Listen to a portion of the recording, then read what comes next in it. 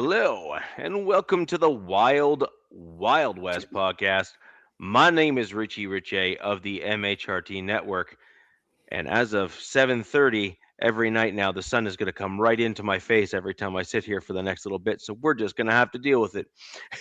Over this way, to my right or left, depending on which way the screen is showing, because I never know if it's going to have me point the right direction or not on these things, is DZ representing his Los Angeles Chargers.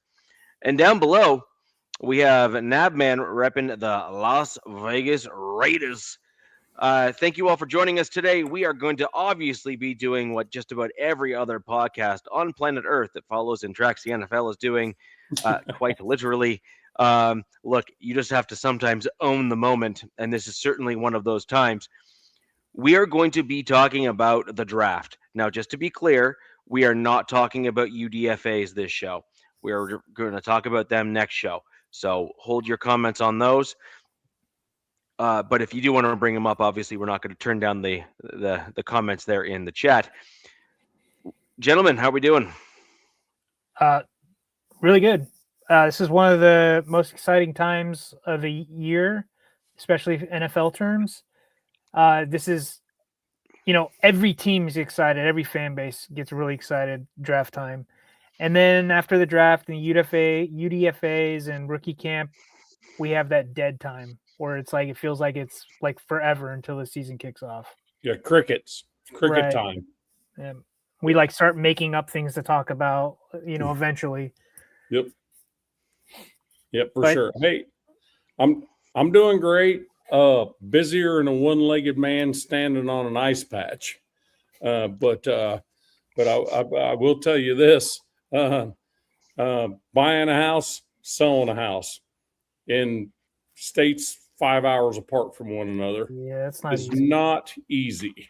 No. So I'm just glad I'm here at all, to be honest with you. Plus, new job, busy with that. So, but I'm just glad I'm here, and good to see you guys, man. I have a blast with you guys every time. Yeah, I think all three of our teams did a great job in this draft. I really do. But as busy as I've been, I had to focus on my own. So, Nav, sorry, real quick. Nav just described the employee of the month at the local IHOP. Yeah, that's me. Yeah. That's me, actually. I watched like a sicko. I watched this draft from rounds 1 through 6. Chargers didn't have a 7th round pick. And I was on Spaces on X doing it. And each team in our division, Broncos, Raiders, and Chiefs, got players that I loved. And I'm son of a B. So I felt like every team in the division did really well. All four teams filled the holes where they needed them. Yeah, some of the analysts were a little. Some of the big time analysts were a little rough with the Chargers, and we can get into that as the show goes on. But for me, I'm stoked how this draft went. I'm with you, Richie. Dude, we're all happy. We're ready to rock, man. Let her rip. So we're going to go ahead and obviously we're going to just quickly list each of our draft picks just for the benefit of the fans of the show who are here live and those that are watching us after the fact. But before we do jump into it, ladies and gentlemen, thank you all for joining. Appreciate the comments in the chat. If you can do us a huge favor, it really helps the show, helps us reach a lot more fans and allows more folks to come in here and make comments and have those interactions that we all enjoy, volleying back and forth in the comment section, which we do encourage, by the way. If you can go ahead and hit the thumbs up on each of the channels that are broadcasting the show live, it really does help everybody, everyone, literally everybody. And in addition, And in addition, if you can hit the little subscribe button, again, it also shows the Google and YouTube and all the other fun folks there on the analytics side that when you watch the show, people want to subscribe to those channels that are broadcasting it. Again, helps us all out a tremendous amount. And if you're watching us after the fact, go ahead and leave us a comment in terms of what you thought and what you'd like to talk about next, and we will do our best to respond back to those comments as soon as we can. For those of you live, though, you get the benefit of us trying to bring up your comments as frequently as we can throughout the show, so long as we're able to at least get through what we want to bring you this evening. So, on that note, let's get right into it. We're going to quickly go ahead and list each of our team's draft picks just one at a time, just to kind of get the names and the rounds and the pick numbers out there. And then we're going to just do a little bit of a roundtable, round by round, and talk about each of the draft picks in depth. It should come as no surprise that I have some rather critical things to say about my own team. That's pretty par for the course. Surprise. And we'll go from there. Let's get right into it. I will start with my Denver Broncos, and we'll throw it over to you, DZ, once I've done. And Nav, we'll close out. Since you started with the draft, you'll close out the show in terms of listing your players. Sure. Sounds about right. Yeah. All right. So Broncos had an interesting draft. We did not pick until round 3. I saw a stat. It's been since the 1970s, if I'm not mistaken, since a team has not had their first pick until round 3 in the NFL draft. Something to throw out there. In round 3, pick 66, Tyler Onyedum from Texas A&M. Round 4, pick 108 is Jonah Coleman, Washington running back. Pick number 4, round 4, pick 111, Cage Casey, tackle out of Boise State. Round 5, pick 152, Justin Jolly, aka Big Christmas, KC State tight end. Good nickname. Round 7, Miles Scott at pick 246, safety out of Illinois. Round 7, pick 256, Dalen Bentley, tight end out of Utah. And round 7, pick 257, Mr. Irrelevant, Red Murdoch, linebacker, inside linebacker out of Buffalo. Those are my Denver Broncos picks in the 2026 NFL Draft. DZ, over to you. Alrighty. Let's see. Boom. So the Chargers started out this draft with only 5 picks, but actually ended up drafting 8 players. Round 1, number 22, Akeem Mesidor, edge out of Miami. Round 2, Huge. number 63, Jake Slaughter, center out of Florida. That's a controversial pick. We'll get into that later. Yep. No pick in round 3. The Chargers actually traded out of round 3. Doing what a lot of his fans wanted to do is gain more capital and more swings at bat. Round 4, number 105, Brendan Thompson, wide receiver out of Mississippi State. Another one in round 4, pick 117, Travis Burke, offensive tackle out of Memphis. Another one in round 4, 131, Genesis Smith out of safety out of Arizona. Round 5, 145, Nick Barrett, D tackle, South Carolina. Round 6, number 202, 202 overall, Logan Taylor, offensive guard, Boston College. And then 4 picks later, round 6 as well, Alex Harkey, offensive guard out of Oregon. And that ended our draft. No 7th round pick. And after me saying that I watched and was paying attention to most of the rounds, I was happy to just end it at 6 and walk away. Navman, on to you, buddy. All right. Well, this dude, Alla 9738, absolute freak control, dickhead. Queefers. Just beat it, bro. Nice. Just beat it. Get the fuck out of here. That's a new word. Wait, were we 10 minutes in? Oh, just barely. Wow. Squeak!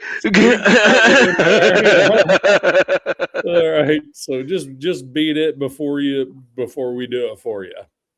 So anyway, all right. So for the Raiders, the number 1 overall pick was a shocker. Absolute shocker. It was Fernando Mendoza out of IU, of course. 38, Tredan Stukes out of Arizona, free safety, which we need. That has been, especially with the 3-4, we're going to have that shutdown dude at free safety. Going to have that guy.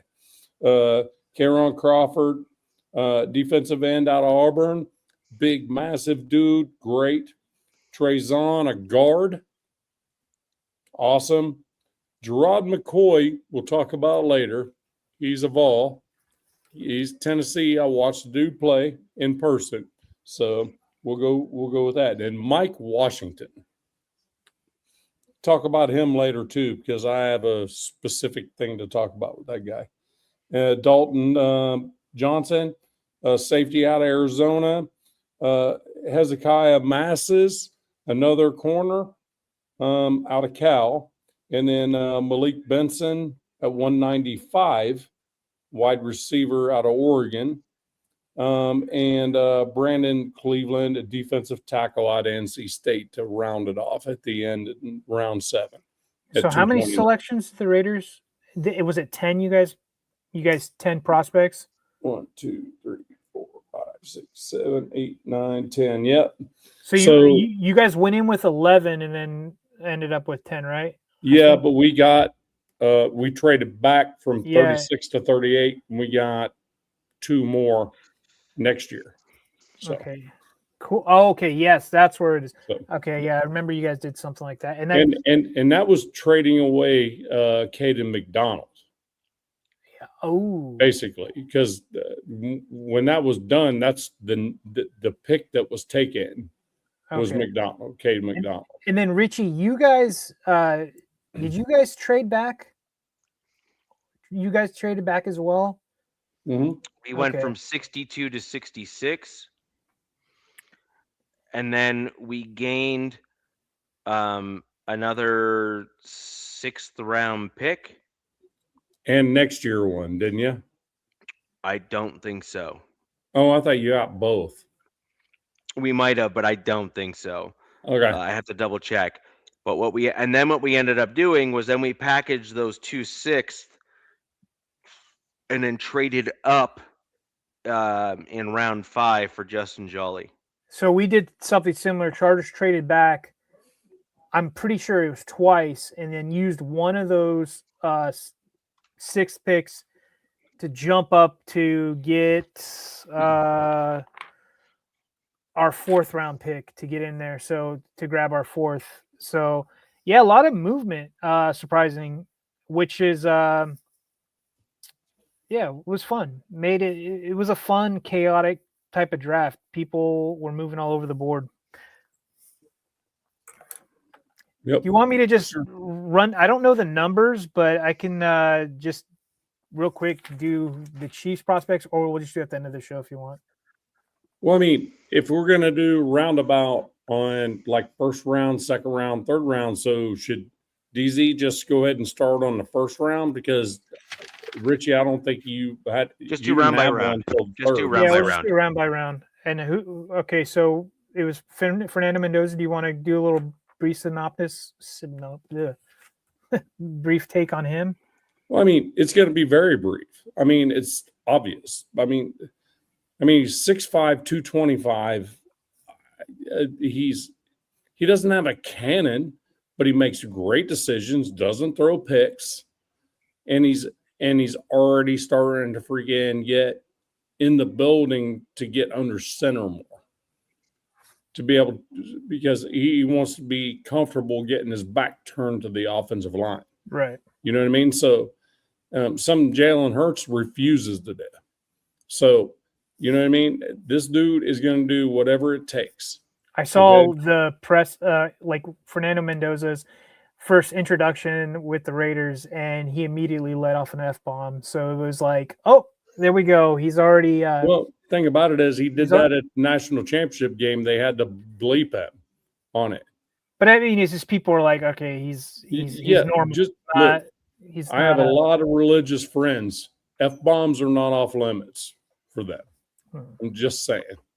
When they're excited, an F-bomb might fly. Yeah. I'm It's just a saying. fun little story. So it shouldn't be a shock, especially a high energy dude like him. But I mean, the dude, there's a reason why he's number one. Right. There was nothing he did not win, and he took a team that has never won anything Right. to the promised land. Kirk Cignetti, man, what a hell of a coach. Kirk Cignetti, if he was a little bit younger, he might be an NFL prospect coach. I just don't think he's willing to even do it. So you never know. But who's the next pick after the Raiders? The next pick would be 38 in a second. No. Oh, no. We're gonna go round by round, right? Yeah. So that's the first. Okay. For Mendoza.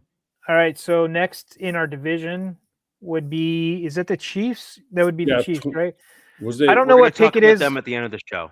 I was just going to throw the name. I'm not going to even talk about them. Just throw the name in there and then jump to. No, let's just go through the whole list at the end of the show, round by round. All right. So then it would be the Chargers, then, right, at 22. Yep.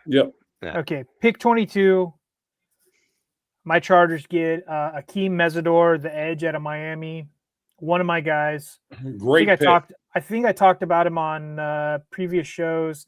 Yep. Like if we came away with any of these prospects, and he was one of them I mentioned, and this is one thing that, and we'll do this quick, but this is one thing that analysts and consensus big board people don't really take in for granted is team needs and team wants and how teams are constructed. They judge all these prospects and they're like, this is where this guy stands, this is where that guy stands, yada yada, right? But as fans, we know our teams, or we think we know our teams, and ultimately at the end of the day, we don't know the scouts and GMs big board, right? We don't know what's going on behind the scenes. But they got Akeem Mesidor. The knock on this guy will get out of the way. He's 25. He just turned 25 in April. That's pretty old. Being a prospect, first round guy, and that's probably why he slid. If he was 2 years younger, he would be a top 10 pick. But the reality of that is, for his position, it really doesn't matter that much. Well, he probably wasn't for everybody, right? He wasn't a prospect for every team. Like I wouldn't have saw the Raiders picking him, right? That wouldn't have been because they're more about building, right? They want to get super young. They want to get a lot younger, right? Yep. Just on that note, though, since you're talking about age, there's a lot of talk in Broncos country right now about Von Miller potentially returning to the Broncos right now. Like it is everywhere.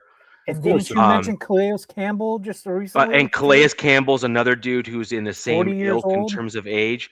Okay. I had to look up because I didn't believe the stats that I was hearing. Von Miller had like 9 sacks last year. I did not pay attention to him. I didn't even realize that. Dude, I knew Bosa was there too. He's 37 years old. Yeah. He was a freak though. Everybody knew he was a freak. Like, wasn't one of his things like chasing chickens? Like dude, that's just like freak stuff. That was like Rocky Balboa stuff. Wasn't it ducks? It was it was chicken. I don't know. No, it was chickens. Chickens or geese? I couldn't remember. No, he owns a chicken farm. Literally, he owns a chicken farm. Like that is his jam. I've never understood it. It's his thing. Good for him. You do you, my man. Love it. But it's an interest, and he picked up on that in college from one of his college professors, and he just like fell in love with like chicken farming. Right. And it's like cool. Look, chickens stink to high heaven, and I'm like not chicken. about it. I like them, chicken. but I'm just like, you're always checking to see if snakes are jumping out or foxes. I like chicken. I love chicken. Yeah, it's great. Yeah, but the point is, 9 sacks at age 37 is kind of the point. And so if your dude's at 25, like I'm sorry, if he can even come even modestly close to that in his 30s, Vaughn's who cares? Special, though, That's man. fine. Sure. I'm not going to compare him to Vaughn, but I get what you're saying age-wise. But Von Miller did way more than that. He's like a Max Crosby type of guy. Well, he gets the sacks, and he also chases down plays from behind. He doesn't give up on plays. You just said something. You just said something. The one thing about yes, that's why I said Rocky Balboa. Good job, Matt. But you said something, Max Crosby. Max Crosby is a big fan of Mesidor. And Mesidor has something. Mesidor is being compared to Max in certain aspects of the motor. He's a high motor guy. Right. He just does. His motor does not shut off. This guy's got a really fun story. He's Canadian. He's actually the highest draft pick from a Canadian-born player like ever at 22 is Akeem Mesidor. He came over his senior year to one of those schools. I think it was something International Atlantic or something in Florida, and it's like a boarding school for sports. And that's FIU. One of those schools. It's on Wikipedia somewhere. Let's see. It was Clearwater Academy International. Yeah. So that's where he came over. He had the ACC's best in sacks last year at 12.5 sacks. He was number 4 in pressures in all of college football last season. He did have a great partner in Ruben Bain, right? Ruben Bain's a stud. So I think Mesidor's better than Bain. He has better stats, but Bain got picked just due to his age. Bain's a lot younger. I think Bain's a problem. Oh, he's gonna be a problem. Mesidor, another reason he's probably hold on real quick. Go ahead. DZ. One thing to know about Mesidor, I didn't realize where he grew up. Okay. He grew up in Ottawa, Ontario, which is the capital of Canada. Okay. Super important. Dirt poor too, by the way. Ottawa is balls cold in the winter. And I mean like it is like wicked cold. So I would not be surprised if you see that dude out in like winter games when like the rest of the team is in like parkas. He'll be out in shorts. Well, he just I love what my team does is the Charters put out great social media content. Everybody knows this. And they've did this stuff with Mesidor. He obviously he spent a lot of time in Florida. He actually liked LA's weather a lot better because it gets cooler. You know, the temperature drops. He loves wearing hoodies. He likes the cold weather, which is surprising that he played in Miami. I mean, he did start out at WVU, West Virginia. I'm going to get on his knocks. He's 6'3", 259, so he kind of lacks that like elite length for edges. You want your edges to be like 6'4", 6'5". So he's a little smaller, not much. You know, we're gonna But he's got the get off though. That's the thing. All that freaking weight with that kind of get off though. That's like. Whew. And then he did have a couple seasons ago. He had 2 foot surgeries on both. He popped some ligaments in each foot, which I don't know anything about that. Dig into it. There's a lot of guys who've dug into that stuff. And he started out edge, then he moved inside to D tackle, and then he's got back out to edge. And he needed to lose weight, so he swims a mile in a pool every day. So he dropped like crazy amount of weight just by swimming. He was the number 3 edge in true pass set win rate among combine edges at 36.6. The number 1 guy was one of our UDFAs we picked up. So I'm pretty stoked in that. We'll be talking another show. I'm stoked about this guy. He's ready to go. He's not going to have to start. That's the thing. It's Khalil Mack and Tuli are our starters on the edge. This guy is a rotational guy coming in because we lost Odafe Owe to the Commanders for $100 million. And this guy's going to come in and we can hope that he picks up where Odafe left off. But all I'm saying is Mesidor, I thought that dude was a better player overall than Bain ever, to be honest with you. because you don't have the drama to deal with. It's just, I think it's his age is scaring a lot of people, man. It's 25 is to your benefit. Your benefit. And you know what? Right now, the Chargers want to win, right? It's just win now. We're not trying to we don't have a rookie quarterback anymore. Justin Herbert's going into his 7th season. You need to crap or get off the pot, right? You know what I mean? We need to go right now. And he's polished. And one thing before we move on to the next prospect, the thing that's fun about this guy, since he started out as a D tackle, is that he can rush inside against guards, and he does a damn good job at it. And it's pretty cool. I'm stoked on him. Yeah, we'll see, man. Because the Chargers could have gone with edge or guard, and Vega Olane, or I can't say his name, but the guy that went to the freaking Ravens. It looked for a second that he was going to slide. Mm-hmm. Vega of the Penn State dude. Right. Ultimately, he didn't, and he went to the Ravens. But yeah, so I think that was the next big pick. But yeah, man, stoked. Next round, next pick. So second round, Richie has to relax again. So we'll talk about the free safety. The free safety the Raiders picked up in that draft out of Arizona, Tredan Stukes. So Stukes, 4.33 40. 10 games only. He was hurt the first 2 games of the season last year.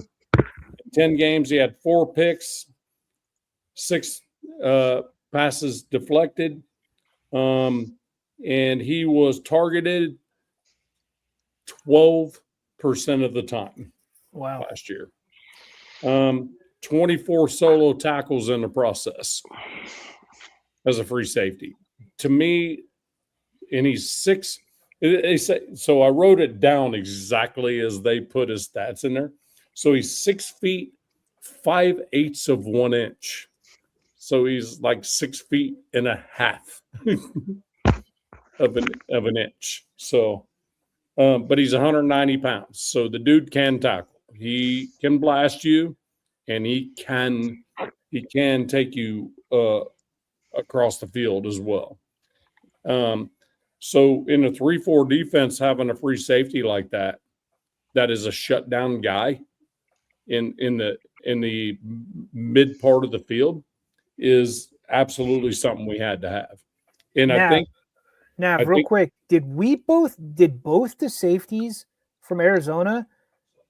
Yes, we got both of them. Yeah, we did. Wow, that's crazy. So, so the thing about Stukes was, had we not traded out of 36, probably would have had McDonald. You know what I mean? At defensive tackle. But because we got offered what we got offered, it's like, okay, well, those were our 2 pieces that we were thinking we wanted to get. So we'll take draft capital for next year. And so we'll just get our free safety now instead. And only go back 2 picks. I mean, no brainer, right? How do you feel about Stukes just briefly being able to look into him? Are you pretty satisfied with the pick? I watched a couple videos before we got on here of this dude, and he's a better receiver than most receivers. Let's just put it that way. He's a ball hawk type. Anybody in the chat, what do you guys think about Stukes, especially Raider Nation? Yeah, I mean, a lot of them were saying Stukes was huge. I mean, several awards for he only played in 10 games out of 12, and several awards for, best corner in their conference and that type of stuff, and all this other stuff. So, I mean, yeah, Gage, I'm with you. I'm excited too, dude. That dude, and he's watching the interview and watching the draft footage of him. He is not a loud dude. He is a quiet, hardworking dude. You know what I mean? He's not out there being flashy. He just wants to go to work and be a badass. So I love it. Absolutely love that pick. So back to you, DZ, because Richie's dying over here. He's like, can't wait till we get to the third here. All right, I'll get through this now. Round 2, pick 63.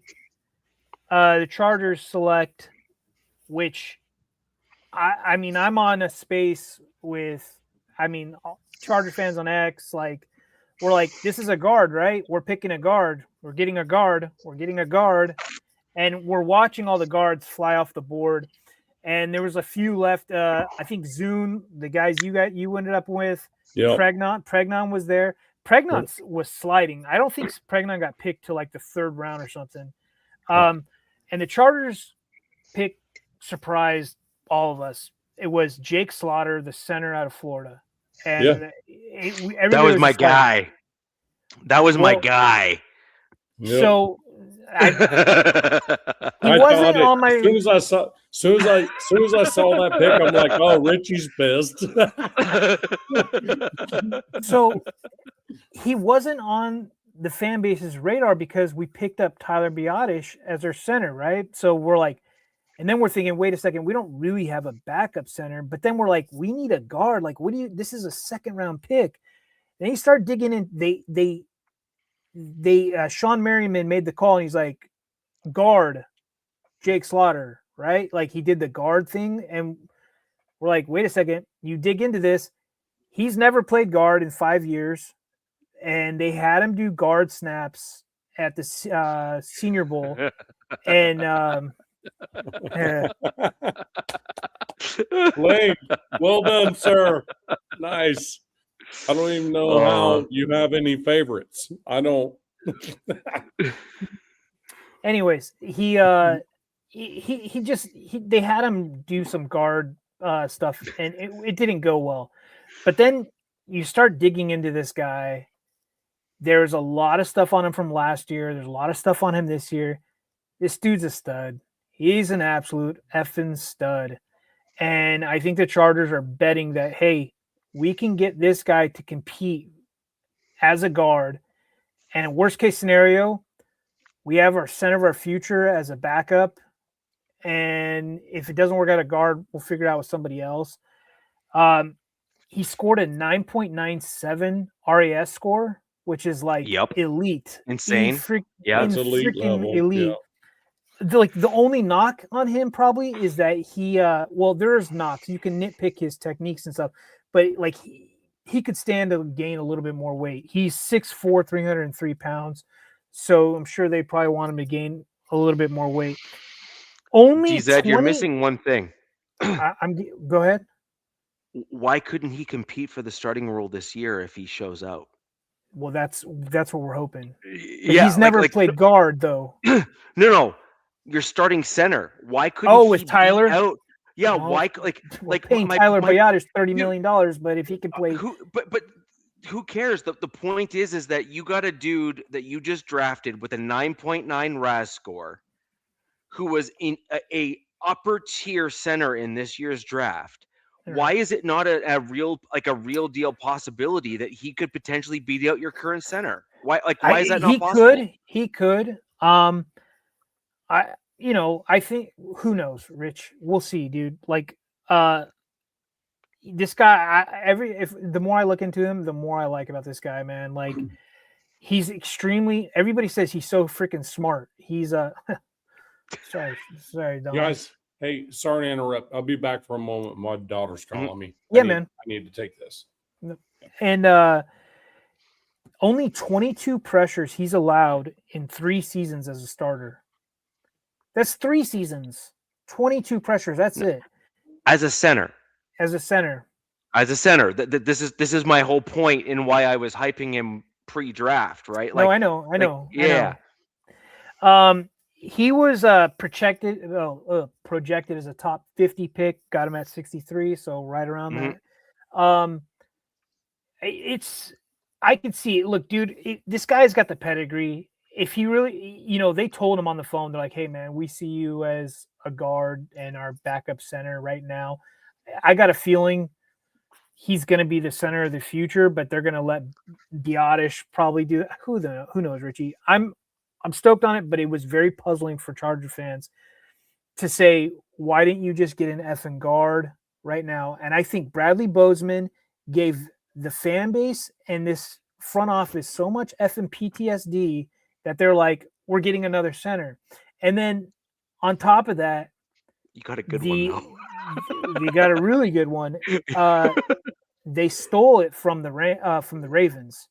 They stole him from the Ravens. The Ravens, I guess, were like immediately called or texted Ortiz, our GM, and we're like, dude, you got our guy, kind of thing. There's like, so it was a little bit of keep away, right? Like people would be like, well, he was kind of a reach. And the thing is, there's a theme to this Chargers regime, and there's a theme to this draft, especially in the offensive line and D line, is versatility.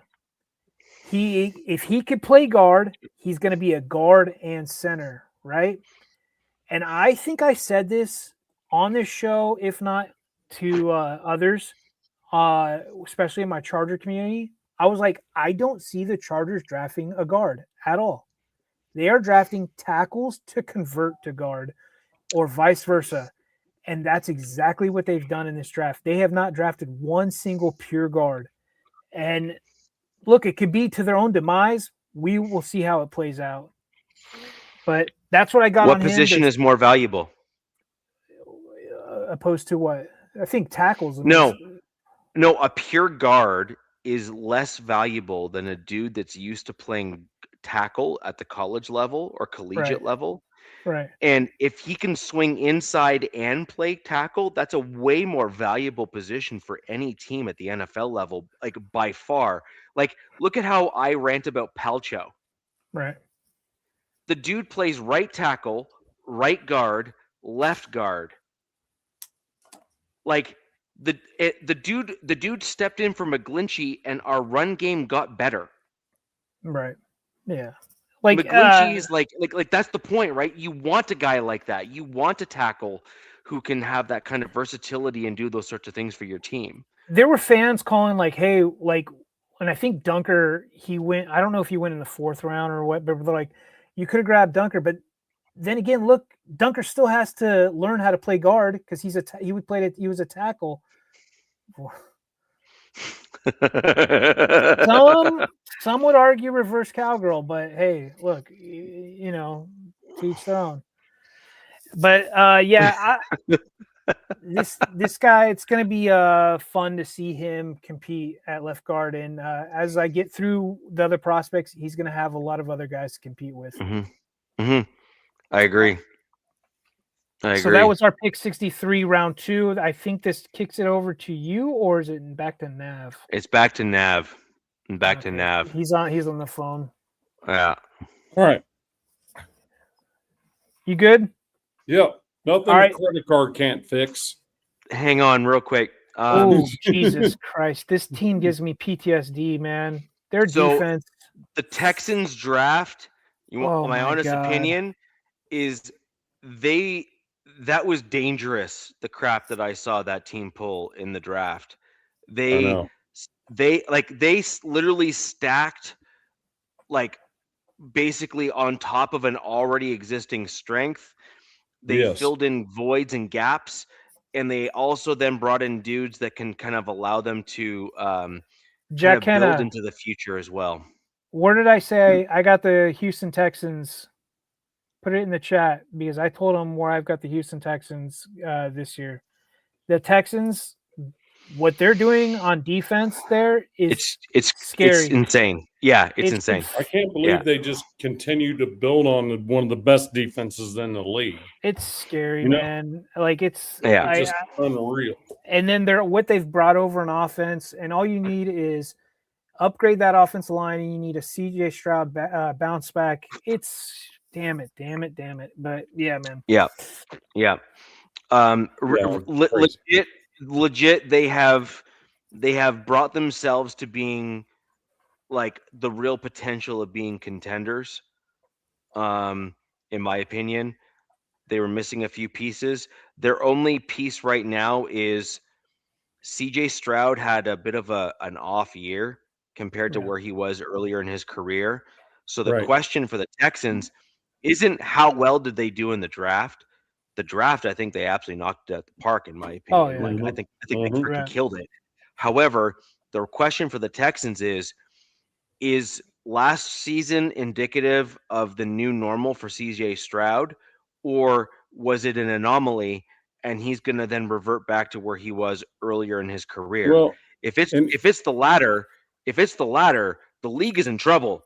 Like legitimately in trouble, because that dude big time. had one Big hell time. of a career in the early stages there. And if Right. last year was the new normal, then I think the problem with the Texans is that they're going to be in this interesting position where they're going to need to make decisions very quickly on Stroud if they actually want to compete, because they have one hell of a team, and they're the team that could like literally trade the farm to go way the heck up in 27 to try to get their quarterback, because I think they're ready now. And in fact, Agreed. they're not only ready now, they have a young team that's ready now. And I think Yes. that's like the best case scenario for any NFL franchise. That's my rant on the Right. Texans. Like that team's like legit scary. Like Yeah, they legitimately are. scary. That defense is going to be blindingly. I mean, they were one of the best last year. I'm tired of seeing Yeah. them. They've kicked our ass 2 seasons in a row. I'm so tired of seeing them. But the thing about it is, I mean, there's no question in my mind they're winning that division. When the hell AFC South all of a sudden is like, you're like, oh wow, they're pretty damn good all of a sudden. Yeah, they are pretty good. AFC South pretty good all of a sudden. Remember, they used to be peons, right? Forever. Here's the thing, though. We also got to remember Tank Dell freaking was out damn near the entire season. Most of his weapons were out the entire season. You know what I mean? Nico Collins is so good too. God, Nico Collins. Whew. Nico Collins, but the thing they brought in they're out. They got Knuckles out most of the season. They're going to have those dudes back. Yeah, I think they're going to be patient with Tank Dell this year. They're going to let him come back slowly, which is smart. And they got Montgomery down there now too from exactly Detroit. Wow. Yeah. Yeah. So I mean, yeah, I agree with you. That is a dangerous team. A dangerous team, especially after this draft. No question. I agree. Sorry, I wanted to address the question before you took off on your second round pick for the Raiders. Oh, no, second round pick I already did. That was Stoops. Preaching to the choir, Preston. Preaching to the choir. Already talked about Stoops. Okay, so we've gone through the second round then. I don't think my Broncos were the top of the third. Were we at 66? Yep. I was at 67. Okay. Cool. So the Broncos finally decided that the 2026 NFL draft was a thing. As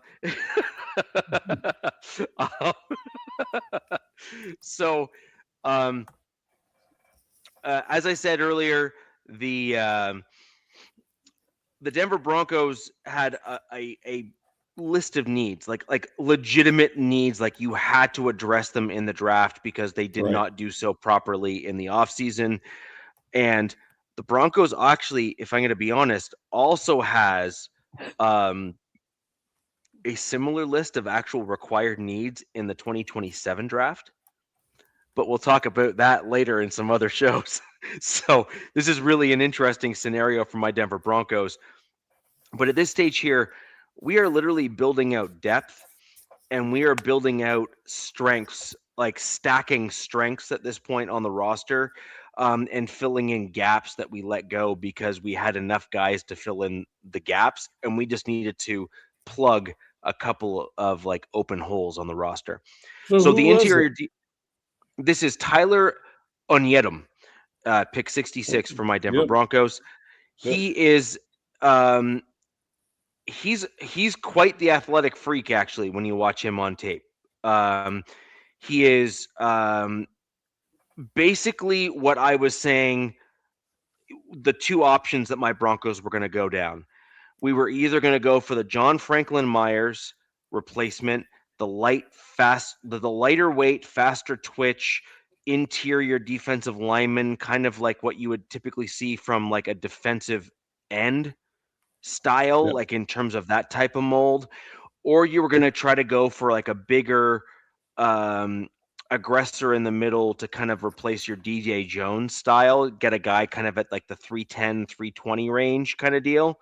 And the Denver Broncos went with the John Franklin Myers style of defensive end / defensive tackle. So they stuck with their MO. They went with their MO. They went with their MO. And he's got some super interesting traits. He's got some fast twitch. He's got a combination of strength and speed. He's been able to have an incredible success in the college level in certain areas. Very much reminds me of John Franklin Myers. But the benefit of someone like him is he's coming into a very good, as in better than very good defensive line. I can't see you or the sheet, Nav. You just disappeared when you put it in front of you. But when you look at the way he plays the game and the team that he's coming into, he's got dudes that will help elevate him, like a Zach Allen. He's got other dudes that will help elevate him on the team already, like a DJ Jones. Guys that are veterans that are not necessarily worried about losing their jobs. They got long-term contracts with the team. They've already been paid. So the next thing for these guys at the NFL level is to building a legacy. And if this guy can be the legacy that they leave behind, then that speaks volumes to their character at the NFL level. And that's what they're concerned about at this point for most of them. And the other point is they want to win a Super Bowl. This guy's got long arms, Richie. 34. Yes. Hey, dude, they call it. I haven't looked at him, but I know they say vicious and he's got a spin move. He is. Now, the one knock on him is that he was never meant to go that high. However, this is the big caveat here. Anyone that's pointing at the Denver Broncos for reaching for him as a player in the NFL draft, we need to start looking at some context. In this year's NFL draft, if you look at what happened in round 1 and you look at what happened in round 2, the defensive linemen were stacked in the early part of that draft. Same with the offensive linemen, offensive tackles, defensive linemen. All of the big trench dudes were stacked in the early portions of this year's draft. So guys like Proctor and what have you that were meant to be drafted in the like mid second round or early third round, some of those dudes were taken in the latter and mid part of the first. Yeah. It was just right. It was insane.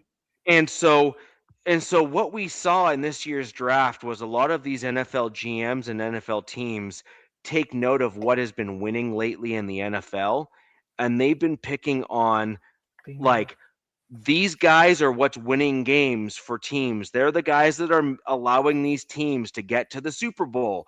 These guys are the ones that are making $20 and $30 million a year now. And if I get this dude on a young rookie contract for a total of $30 million or less when he's on our team as a rookie on a rookie deal, then we've just won, right? Like if we get production out of this guy for a pittance of what he would otherwise make on a contract, then the answer is always yes. And I think that you're going to see more and more of that as the draft years keep going on, where these interior linemen and the offensive line that are winning games for teams, they're all going to be stacked in the early stages of the draft. And frankly, DZ, I think you mentioned it about not factoring in team needs and things like that. I want to add to your comments from earlier. These big board analysts like PFF and all these other idiots that are getting paid off by teams and don't really know what they're talking about, they're not truly assessing the league for what it is. The league over the last 5 to 10 years has turned into who wins the trenches and who has a competent quarterback. Once you then stack on top of that, you can basically kill it in the NFL after that. Anything else is gravy almost at that point. Yeah. You don't have to have a 4,500 yard quarterback these days. No, anymore. You need to have a competent You have to have a competent quarterback, and you have to dominate the lines. And what the GMs in this year's draft showed you is that every GM, and I mean every GM pretty much, showed that they understand the assignment. They drafted offensive line and they drafted defensive line. And they drafted edge because that's allowing you to get to the quarterback to stop the play on the field. The point is that they're looking for like the next guys to hit, and they're valuing the contract after. So they're looking at the value of the second contract for a lot of these players, and they're saying if I hit on a guy early in the early stage of his draft and I'm saving $20 million, I can get myself to the Super Bowl because that's what every other good team has done thus far. And we're going to see more of that, in my opinion, for the next 4 to 5 years. I think the Chargers did exactly what you said. I'm like thinking about last year's draft real quick, but this year, 6 out of their 8 players were trench players. 6 out of their 8 picks, were trench players. And the Chargers drafted 4 offensive linemen, the most they've done since 1990. So they are doubling down. They've seen enough, and it's the trench game. But I kind of think it's a little bit of an overcorrection from their last year's draft, to be honest with you, and free agency. I disagree. And the reason why I disagree is because the Chargers had every business of being in the Super Bowl. They had every here, let's put it this way.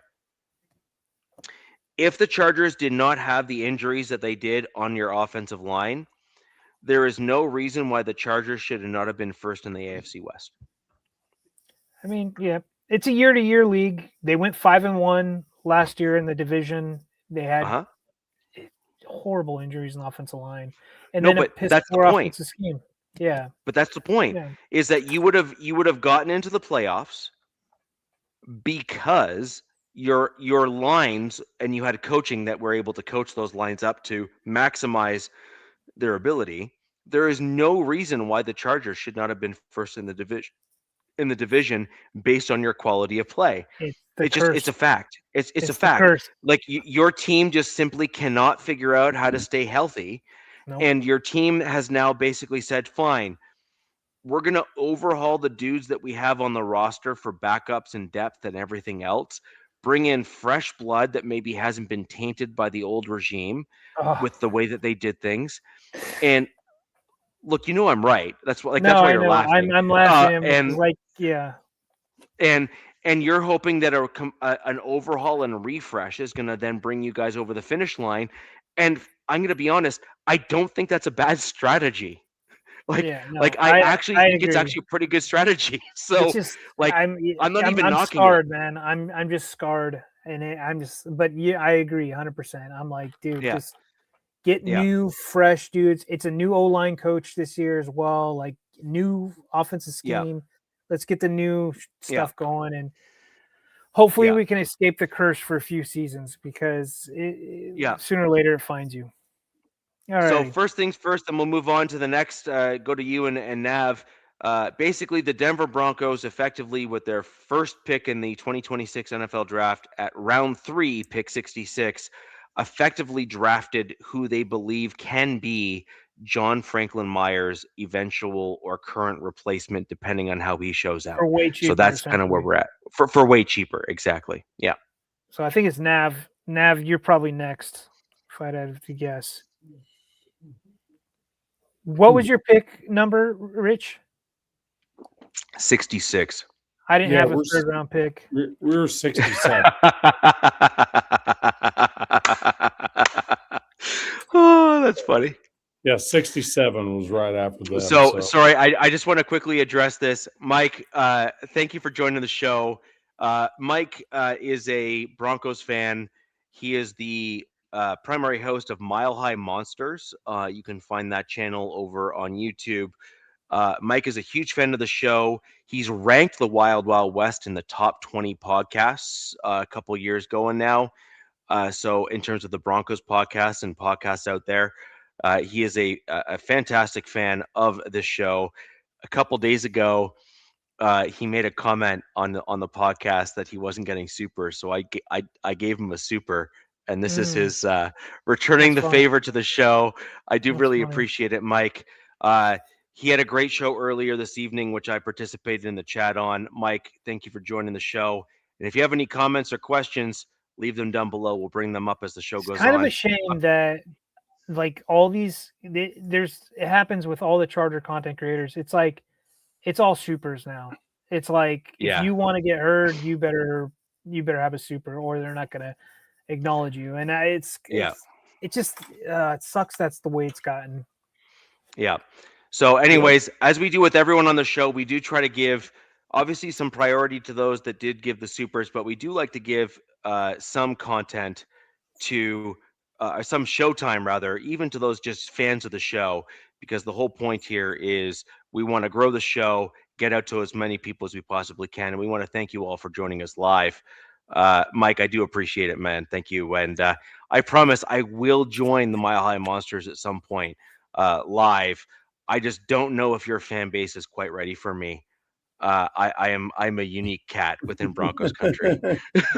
So let's go. No, he's Mike McCarthy. He's the head coach of the Steelers. Last I checked, so he looks just like him. For crying out loud! When people say that, I'm like, yes. Yeah, he does.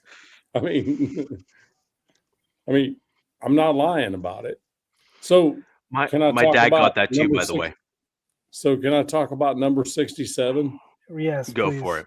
Okay. Yes, so number 67, Kieran Crawford, is one I had to dig into pretty heavy on. So he's a defensive end from Auburn. Yep. And he's a monster of a human being. So my notes are right here. And I do this on paper, guys. I don't do iPod notes and shit. No, rock and roll, man. Do your thing. The dude's 6'4", 253, which seems about right for defensive end. But yeah, that seems like a perfect size, to be honest. Right. But the thing about it is, I don't think he really is an edge. So he's unpolished. Yeah. I mean, unpolished. The dude didn't play football till his senior year in high school. He was an all-state basketball player before that. So, when I'm watching video of him, he's just twitchy as hell for his size. Yeah, I'm seeing his strengths, Nav. Pretty good stuff. It's he's more of a stand-up linebacker pass rusher than he is an edge, to be honest with you. You know what I mean? And in a 3-4, he can be that guy. Dude, he's got a 79-inch wingspan. Oh my God. He's massive, dude. Wow. He's a massive human. And what really got me was a couple of videos where I watched him chase down a ball carrier from the other side of the field. His pursuit to the ball is next level, unreal. I was like, oh my God, this dude chases down running backs in the open field. As a dude that size that can chase down running backs in the open field, it blows my mind. So, let's see. Eventually, he could be an edge, but he needs to figure out how not to get locked up by offensive linemen. So the couple videos I watched, he would go up to try to go after a quarterback, and once he got locked up with a tackle or a guard, it was over. He couldn't disengage. So he needs to work on his hands then. He just needs to work on his hands. Yeah. So he needs to either that, or he needs to kind of put a running back mindset in his mind when he's going after the quarterback. You know what I mean? Right. Hit the hole. You know what I mean? Well, he's got some great teachers over there in Vegas to help him out. He's some of his strength I was just reading about is relentless motor. Who does that remind you of? Right? You know. So in the combine, he did 40 reps at 225. Wow. Yeah. Damn. So being he was 6'4" too, benching that 40 reps. Second best. Holy crap. See, Dude, this I like this comment. Yeah. I agree with this for sure. Like Max Crosby was never a super high draft pick, and he learned the technique to then become elite at the NFL level. His and motor carried him. Exactly. Yep. His motor carried him while he could fill in. Max, Max reminds me, and fake it till you make it. And I'm not saying it's fake, but he faked it until he made it and became freaking what he is today. This is a Max pick. My guess is get this dude from Max. Probably, yeah. You know what I mean? Get this guy. Get this dude. Somebody he can take under his wing. Do you know who this guy kind of reminds me of? Although he's slightly smaller, but just like in the same general vein. So the Denver Broncos picked a dude in the second round, just before our Super Bowl 50 run, by the name of Derek Wolfe. Oh yeah, everybody. Yeah. Oh, and you know what he reminds me of? He had the motor. He reminds me of Javon Curse. Yeah, but the point though is that he had the motor and the drive, was lacking some of the technique stuff coming out of college, but had the team around him to help learn those skills that he was deficient in. Well, Max Crosby is right there to help this dude out, to have him learn those deficient skills. And like, let's be real, Max Crosby's not sitting there worried about whether or not he's going to have like a job or not, right? Like he's not concerned about that kind of stuff. And how many times we've talked about this at nauseum, especially with our Raiders host. Max didn't have anybody to lean on when he got it, when he got to the Raiders, right? So like Max is gonna be like, all right, dude, like I'm gonna show he's gonna be able to take this guy under his wing. I'm sure like he did with other guys. I'm sure he tried it with Tyree, before did his stuff. And he's got Kuntz there too. Kuntz is another wily vet as well. So yeah. Would he pay? Maybe even picks up. This reminds me of something. Mesidor is 25. He said that he was even picking Ruben Baines, stealing moves off of Ruben Bain, who is like 3 years younger than him, right? Like he was like a senior and Bain was like a freshman, and he was like, whoa, dude, you're doing something, and he's picking off it. So it's if he picks up the hand fighting nav, stuff like that to disengage, it's huge, massive. Yeah, I agree. I love that pick, and I think it was a steal. I think that was a steal at 67, to be honest with you. So who's next? I have no third round pick, so it's going to be you guys. So I picked 108 in the fourth. Okay, so I'm next. Okay, so this dude at 91, zone. So, yeah, you got my guy, man. I was like, really? How did this dude get there? So he's a guard out of Texas A&M. Oh, by the way, pretty much won every guard trophy you could get in the SEC, bar none. At 91, for crying out loud. That was a great pick. 6'6", 312. It comes from an athletic family. I mean, I can throw all that stuff out there. I mean, his mom, his sister, they're all like collegiate, freaking next level athletes. Old man freaking walked on to Tulsa. I mean, shit like that. I mean, it's just crazy stuff. So he had 50 starts in 5 seasons in college. 50 starts as a guard. Okay. My guess is the ones he didn't start was because he wasn't starting because he was behind somebody else. Because he hasn't been injured. He hasn't been hurt. This dude had last year had a 96.8 pass block win rate. Wow. Elite. I don't know if best of any O-line in the draft, any O-line, any of them, had 7 quarterback pressures the entire season last year and no sacks given up by him. So you think he's plug and play probably this season? Yeah. Or well, that was next. It was like versatile, can play any position on the O-line. 33 reps at 325. Second most. And it had a 96 on the athletic score. Yeah, definitely. You stole my guy, damn it. To me, that's a steal at pick 91. That's an absolute. And he came from a at A&M, which is a legitimate football program. Like they play. It's a Power 5 conference. They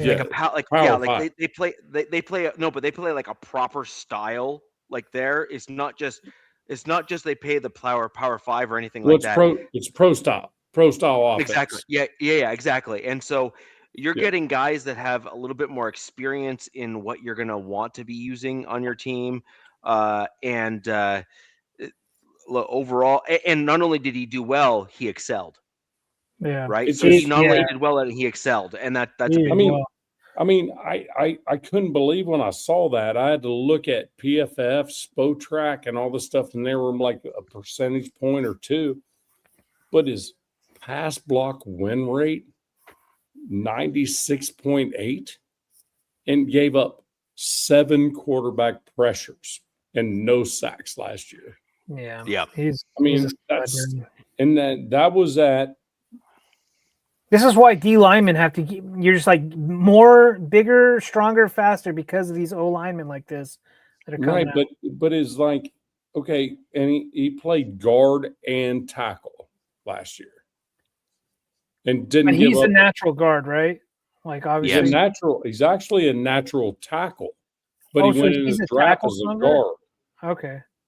So, but the thing about it is, it's crazy that he played 2 different positions and never gave a sack up.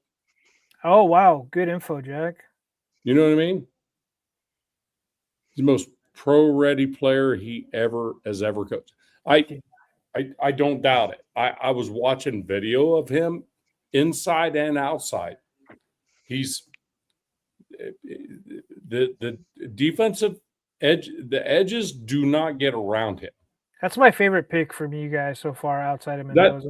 To be honest with you, that's the steal of the draft for us. He's right dude. That's the steal of the draft. Nav, I actually think your next pick is the next in line out of all of us as well. You're at pick 101. Number? Okay, 101. Yeah. No shit. Okay. So yeah, I had to turn my paper over. Hold on. Don't worry, I got paper too, doing the same thing. I got like 3. Right. So this is this is Jermon McCoy. Okay. Corner. Jesus Christ. Yep. Let me explain to you something. So I lived in Tennessee since 2018. I watched this dude play for Tennessee. They just would not throw at him. If you did, you were getting picked off. It was that simple. So he's 6'1" and about 193, and he is a shutdown corner, an absolute shutdown corner. He's a ball hawk stud. He was a ball shutdown corner until the injury. He had an ACL. He was out all year last year. To me, steal at 101, no doubt. Injury ACL last year, it was brutal. It was bad. That ACL, I saw it happen. It was terrible. He's been on commercials saying I'm still doing the work stuff down locally in Tennessee, and he can be a wide receiver. He's kind of like a Travis Hunter kind of clone, and he had like 780 yards receiving in 2024 as a wide receiver. So if nothing else, he's a special teams value. But at worst, I mean, Mendoza and a dude like this, I mean, he's a possession receiver with a lot of speed. We were hoping that this kid made it a few more picks, dude. So get this stuff. Get this. So ACL took him out last year. He went to the combine. He went to the combine and ran a 4.3740 while he was still rehabbing from that ACL. Yep. So he's a freak, man. He's a freak. It's not that ACL knee anymore, Nav. Everybody's worried about his other knee with that whatever's going on with his other knee. So you're saying he's slow? I mean, I'm saying he can get nothing but faster. I mean, it's like, pitchers, they get that Tommy John surgery and they actually end up being better pitchers after they recover from it because they have a little bit more snapback. I've seen a couple of doctors, like, the internet doctors, right? Like, go back and forth on Gerard McCoy. I've seen both ends of the spectrum. I've seen one where he's got degenerative knee and he's not for long. And then I've also seen the other doctor go, that's complete BS. I do these surgeries all the time, and he's going to be perfectly fine with this type of surgery. Right. And we'll just repair the bone plug, and he'll be fine. He ran a 4.37 at the combine. Well, it's not that he can. It's about his length. How long? Lateral. It's lateral stuff. Yeah, it's like how long can he do this for, though? Well, that's a valid concern, though. I need 5 years. That's all I need. No, but that's a valid concern of how long can you keep this up without having to have some kind of repair done. The other concern is how, like, the repair itself that will eventually need to be done for a professional athlete, because you're just going to naturally aggravate something like that. The other question then. Go ahead. Yep. The next question. Nav said 5. There's a comment that says 4. The number I'm hearing is 3. That he has 3 years with his knee the way it is, repair or not, and then it's lights out. But who the F knows for sure? I wanted to take a gamble on this guy. He would be a top 10 pick. Like, he's legit top 10 pick without this knee issue. DZ, we got him at 101. If I get 3 great years out of him, dude, I'm happy with it. Yeah, dude. Right, but the kicker here is if you have. So here, let's look at this way, and this is what kills me about the current Raiders regime, is they're actually competent. Like, you can just tell by what they're doing. It's awful. Yes, it's awful for me as a Broncos fan, but as a Raiders fan, I'd be ecstatic. No, it's great, but we're not used to it. That's what. All my Raider Nation people are like, we're not gonna. We'll believe it when we see it, type shit. You know? but the thing is at some point you just have to understand that what you're seeing is indicative of competence. So, like, you saw the offseason moves that the Raiders made, and it showed that your team had actually made the changes that were required to actually be a truly competitive team. And then the draft came around, and it was like, oh crap, that was like the offseason wasn't a fluke. Like, the offseason was actually indicative of the competence of the current team. Put that one on there from Crash Dog. We don't know how to do all this proficiency.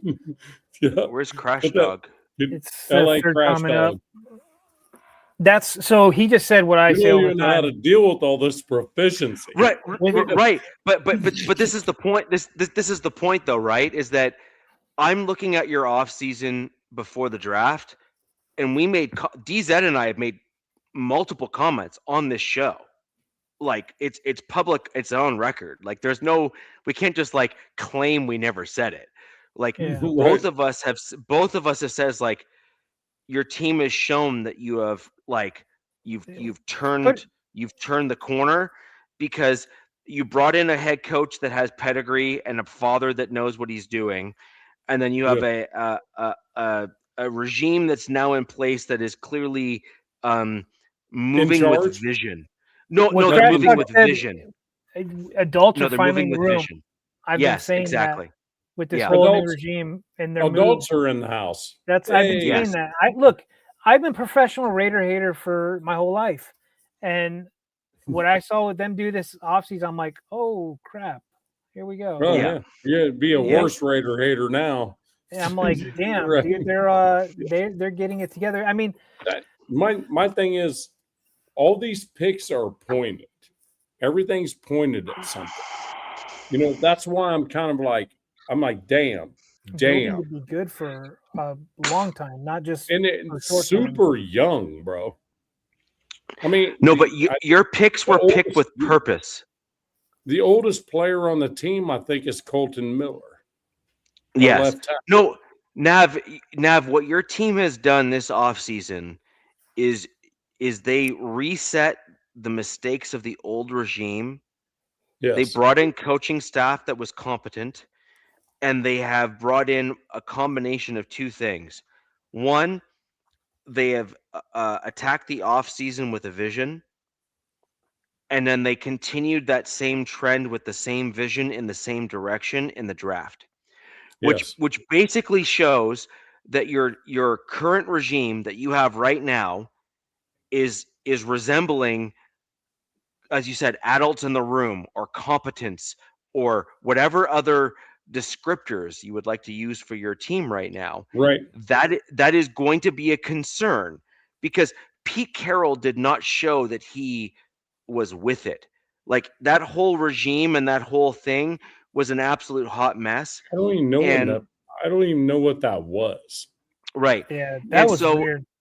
It was literally throwing a dart, hoping that it worked, right? And it was like a PR stunt. I swear it was like the NFL calling the Raiders, like, "Hey, get Pete Carroll as a head coach, and we can sell this for a little bit." Well, it was a path to Mendoza. So that's a positive spin. That's a positive. Congratulations, Pete Carroll. Thank you for that. But I don't think anybody doppelganger. Saw Mendoza that's wrong. 2 years ago.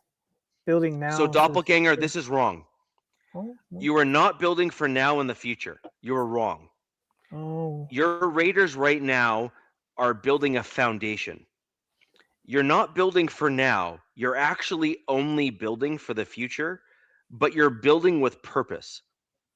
And I think that's even better, by the way. I'm not even knocking the comment. I'm simply correcting it slightly because your team is building with competence and direction. And so right now this season, your team's probably going to go from like the handful of wins barely that you guys had last season, and you're going to probably end up with something generally to the effect of like 8 or 9 wins, maybe 10 wins this season as you continue to build this up. But Richie, I'm going to defend my boy here. I think you're wrong. Ooh, yes. Okay, I think he's right. Building for now and the future. I mean, he is a Raider, and you are a Broncos. So I'm just saying, building for now and the future. F you, Richie. Now, but I promise you, walking through the door after last season, I don't think any Raider fan intended to have too many more wins than we would have had last year. But what he's saying is what we've done exceeded expectations to the point where we might have a little bit more push this coming year than expected. So I agree with that. But hold on. So now and the future, I agree with him. What you're saying is not a Raider thing. You're saying a Bronco thing. He's saying a Raider thing. Oh, Jesus. Well, So- I guess it depends on your purview. So my point here is the Raiders have done all of the right things to do good things this year and set a foundation for their future. That is correct. I agree with that What's now and wholeheartedly. future, right? Right, but you're not necessarily building to get to the Super Bowl this year. Although No. if Mendoza goes off on this like crazy spree, I mean the Raiders could like literally shock the league and end Yeah, but up is he even doing starting? some It's crazy probably things. Kirk Cousins that is starting. Well, Kirk Cousins is the current plan to start, but at some point, like here, I'll use as much as Raiders fans probably don't want to hear this. I'll use what happened with the Seattle Seahawks and Pete Carroll. They had no plans on having Russell Wilson start for the Seattle Seahawks when he did. However, he basically made it where they couldn't deny the fact that he was the best quarterback on the roster. And if Mendoza shows that he can be the difference maker on the team, as in like the guy that can kind of will the wins in a couple of games a season, he's going to start. I don't give a crap who's on your team, Cousins or otherwise. They're going to want to start him because he's going to show that he has the heart of a Raider, as it were, to get your team and get them across the finish line. And you're going to want to reward a guy that's playing or wanting to play to that level. It's just a fact. All right, they're screaming Raiders in the chat. We got to move on. We got to. Okay, so Like, hey, all right, yeah, we got to do that because I got to go to bed. Like, Yeah, we got to. all right. We got to go So- through these prospects. All right, I'll go super quick. 108, Jonah Coleman. I believe the Broncos are next. I don't think the No. Chargers were before the Broncos, right? right. 105 is the Chargers, round 4. Okay, so 103 you or go 105. ahead. All right, you go ahead, quick. All right, so yeah, real quick. So this is a guy that if the Chargers drafted this guy, Mike McDaniel would take his shirt off, and he didn't take his shirt off, so he reneged on that. This is Brennan Thompson, wide receiver out of Mississippi State. He is a whole whopping 5'9" and 3/8, 164 pounds. He ran a 4.26 40. Shit. A 1.55 10 yards, or 1.54 10-yard split. Oh my God, dude. So there's so much, like we said, we'll move in faster, but there's so much you can dig into it. It sounds like this guy, he bounced around a couple schools, probably looked at his size and were like, yeah, dude, you're just not going to be it for us. You have crazy speed. He finally got full starter reps his last year at Mississippi State. He was third team all SEC, led the team with 1,054 yards, 57 receptions, 6 touchdowns, started all 13 games. This dude is like, I think his only punt or kick return went for a touchdown. He has like 7 or like the most like 42-yard plus receptions, or there's like crazy stats on this cat. If this was a Mike McDaniel pick, if I ever saw one, insane speed. Like a Tyreek Hill, like it is. He's type not as pick. no. So Tyreek is a 1 of 1 because Tyreek was built like a pit bull, right? Like he was Right. just sick. This guy is kind of similar stature and speed, and I'm sure Mike can figure out a way to use him. But the thing I liked about this guy is like he can line up wide. It's just don't let that cornerback put a hand on you. Right. Because this guy has killed guys in zone and man. I feel like if you could, with this guy, if you're a cornerback, if you're the defensive coordinator, you're like, look, dude, go up to that guy and shove him, because if you don't get a hand on him, he's gone and you're not catching him. Right. And that's what I saw from all the highlights I saw with this guy. Yeah, 4.24. Yep. If you don't get you don't get a piece of him. I think it's over. they clocked him at like 24 miles an hour or something like 24 miles an hour. Yeah, he's just Oh my he God. is he's fast. And you know what? At the very worst, he's gonna be our new kick and punt return, compete for kick or punt return. Because Darius Davis, the guy we you got from think? You Yeah, think? right. I mean, My concern is he's tiny, but look, we've seen it with other guys who are tiny. You know what I mean? Like have success. I'd like to What see are his him hand sizes? Let's see up here real quick. Genesis, Travis, Brendan Thompson, right here. All right, his hand. He's only got 9-inch hands, right? So he doesn't have massive hands. Okay. For Now it 5'9", for 5'9", that's pretty good though. So Yeah, it is actually for 5'9". Yeah, it is. probably. You guys are probably right. 4.264. God, that is just like I'm getting winded just looking at that. It's insane. There's like some really fun things that came out. Oh yeah, his lone career punt return went touchdown. 7 of his 10 career touchdowns came on plays of 42 plus yards. So Yeah. that's just sick So stuff. the Broncos had a guy by the name of Trinan Holiday, who was a home run hitter at the punt returner, kick returner position during the general run of Super Bowl 50. He had a fumbling problem just because of his size. He was a very small, lightweight dude. And so that's why I asked about the hand size, because the one challenge we had with him was just the simple fact that, he could run it to the house at literally at any moment. Like he was that quick and that fast. But the problem is he was so small that guys could bring him down really hard and force a fumble. So that would be my only concern with someone like that. I think that's the concern, Rich. He's just so much smaller. Now, I don't think he's 164 anymore. I think he's like up to like 170-ish. Like that makes a difference really when you're playing against giants. But this is definitely going to have to be well planning for him to be used and stuff in there. What does I remember all? Oh, damn! Even that small? Holy crap! He was small. He was not big, man. But he was lightning. He was literally a track star. Darren Sproles. Darren Sproles was like pretty crazy. Let me see. Guys, we got to move, bro. Otherwise, yeah. Let's move this on. All right. So that was 10 something or other. And yeah, I don't have another one. Next one. I'm at pick 108. That's you. So then. I'm at pick 108 and 111 with my Denver Broncos. I don't believe that any of us were in the middle, but I will I'll blast through these two picks real quick.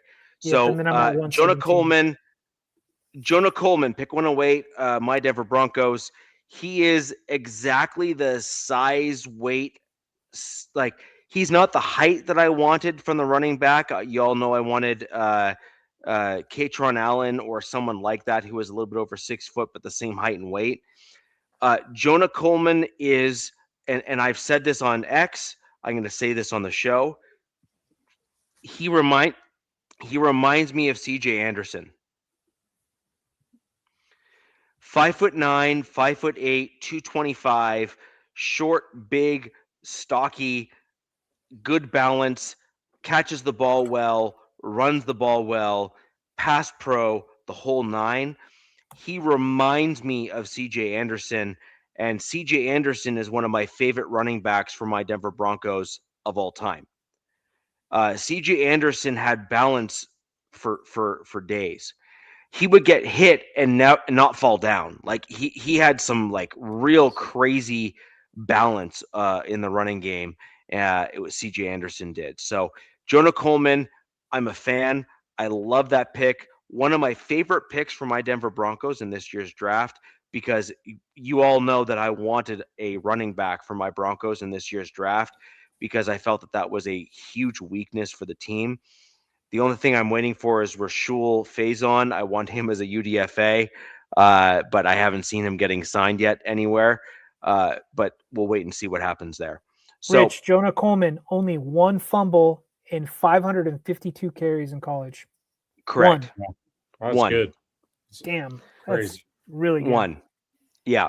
So anyways, that's look, it's hard to argue against the statistics there. And when you actually watch him on film, I just ask that you watch his pad level when he gets hit.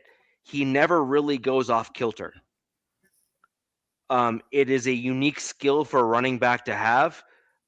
Jonah Coleman has it. I'm stoked for him as a pick for the Denver Broncos. He is basically what RJ Harvey is not. Yeah, that's what I Right? can see that. He is he is everything that RJ Harvey is not. They're And just I love different. that They're pick. yin and yang. Yeah, They're yin yeah. yang. Yeah, I love that pick for my Denver Broncos. Round 4, pick 111. The Broncos had a pick in very short succession, so I'm pretty sure we're next in line there as well. Yep. Was Cage Casey. Cage Casey is an offensive tackle out of Boise State. He is a middle of the road pick as far as I'm concerned. I think we could have done much better with that pick. I think we could have got other dudes at that pick. In my opinion, there was other guys that were on the board that I liked better. Frankly, I kind of liked your UDFA guy that you got, actually, Isaiah Worlds. Yeah.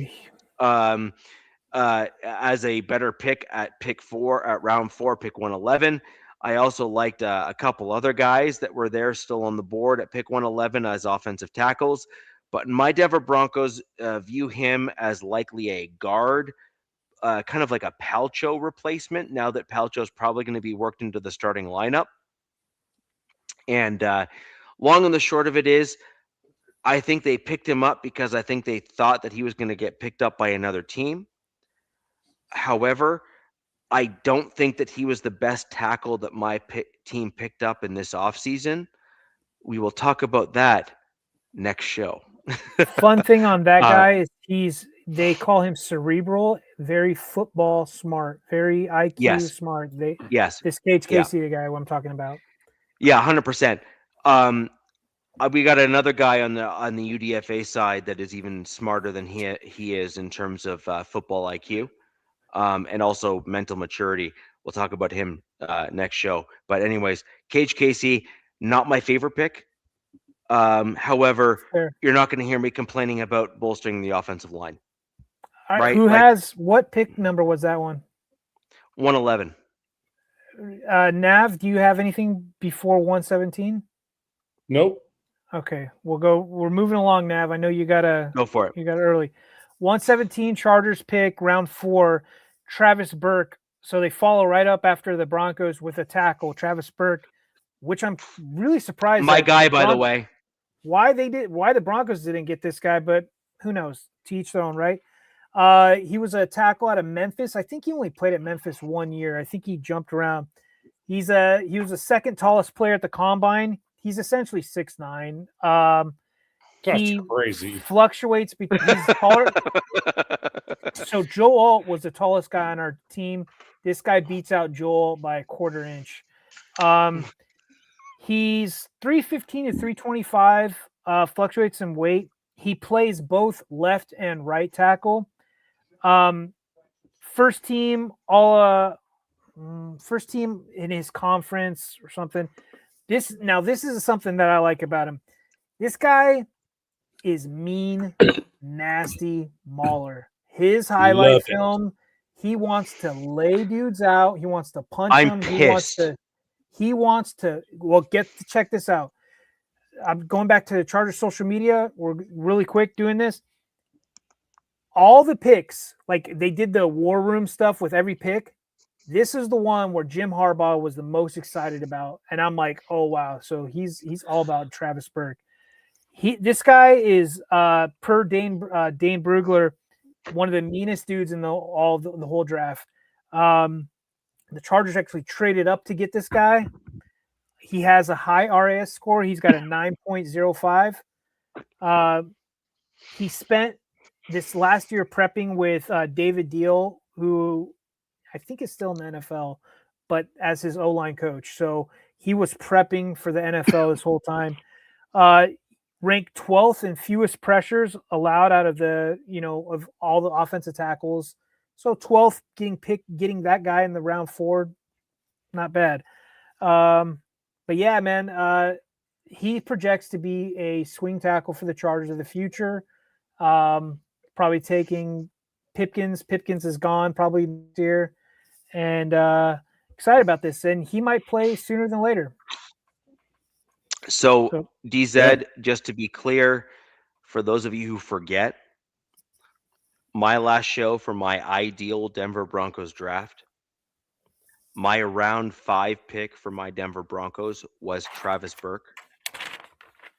He was the guy that I wanted my team to draft. I thought he was a perfect pick for the Broncos. He projected to me to be a McGlinchey replacement on the right tackle side. He is a mauler. He's an aggressive player, has all of the traits that I wanted for my team. And while I hinted at it, I may as well just come out and directly say it.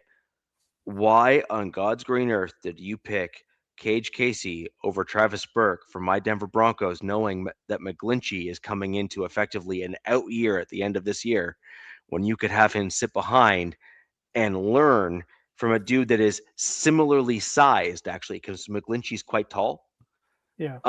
And learn in the room from a guy with similar technique and similar limitations and/or hurdles to overcome at the NFL level. I never understood the Cage Casey over Travis Burke pick for my Denver Broncos, but that's me. I'm looking for run blocking first on my team because I am a firm believer that pass pro can be taught. Run blocking is a mentality, and you either have it or you don't. And I've heard it from multiple linemen, including a guy that I actually respect, and that's Mark Schlereth. From the Denver Broncos. Yep. He has mentioned that over and over again that it's a mentality. You either have it or you don't, and I completely agree. Nav, I think you are next in the 4th round for your pick. Yep. Hey, look. Hey, guys, I'm gonna blaze through the rest of them because I got to go to bed. Go for it. Yeah, that's fine. Okay. All right. So this one right here, I really like. 122, Mike Washington. Yeah. So I literally was at the combine. Hell of a pick. I cannot believe this dude is there. I could not believe he was even there. So,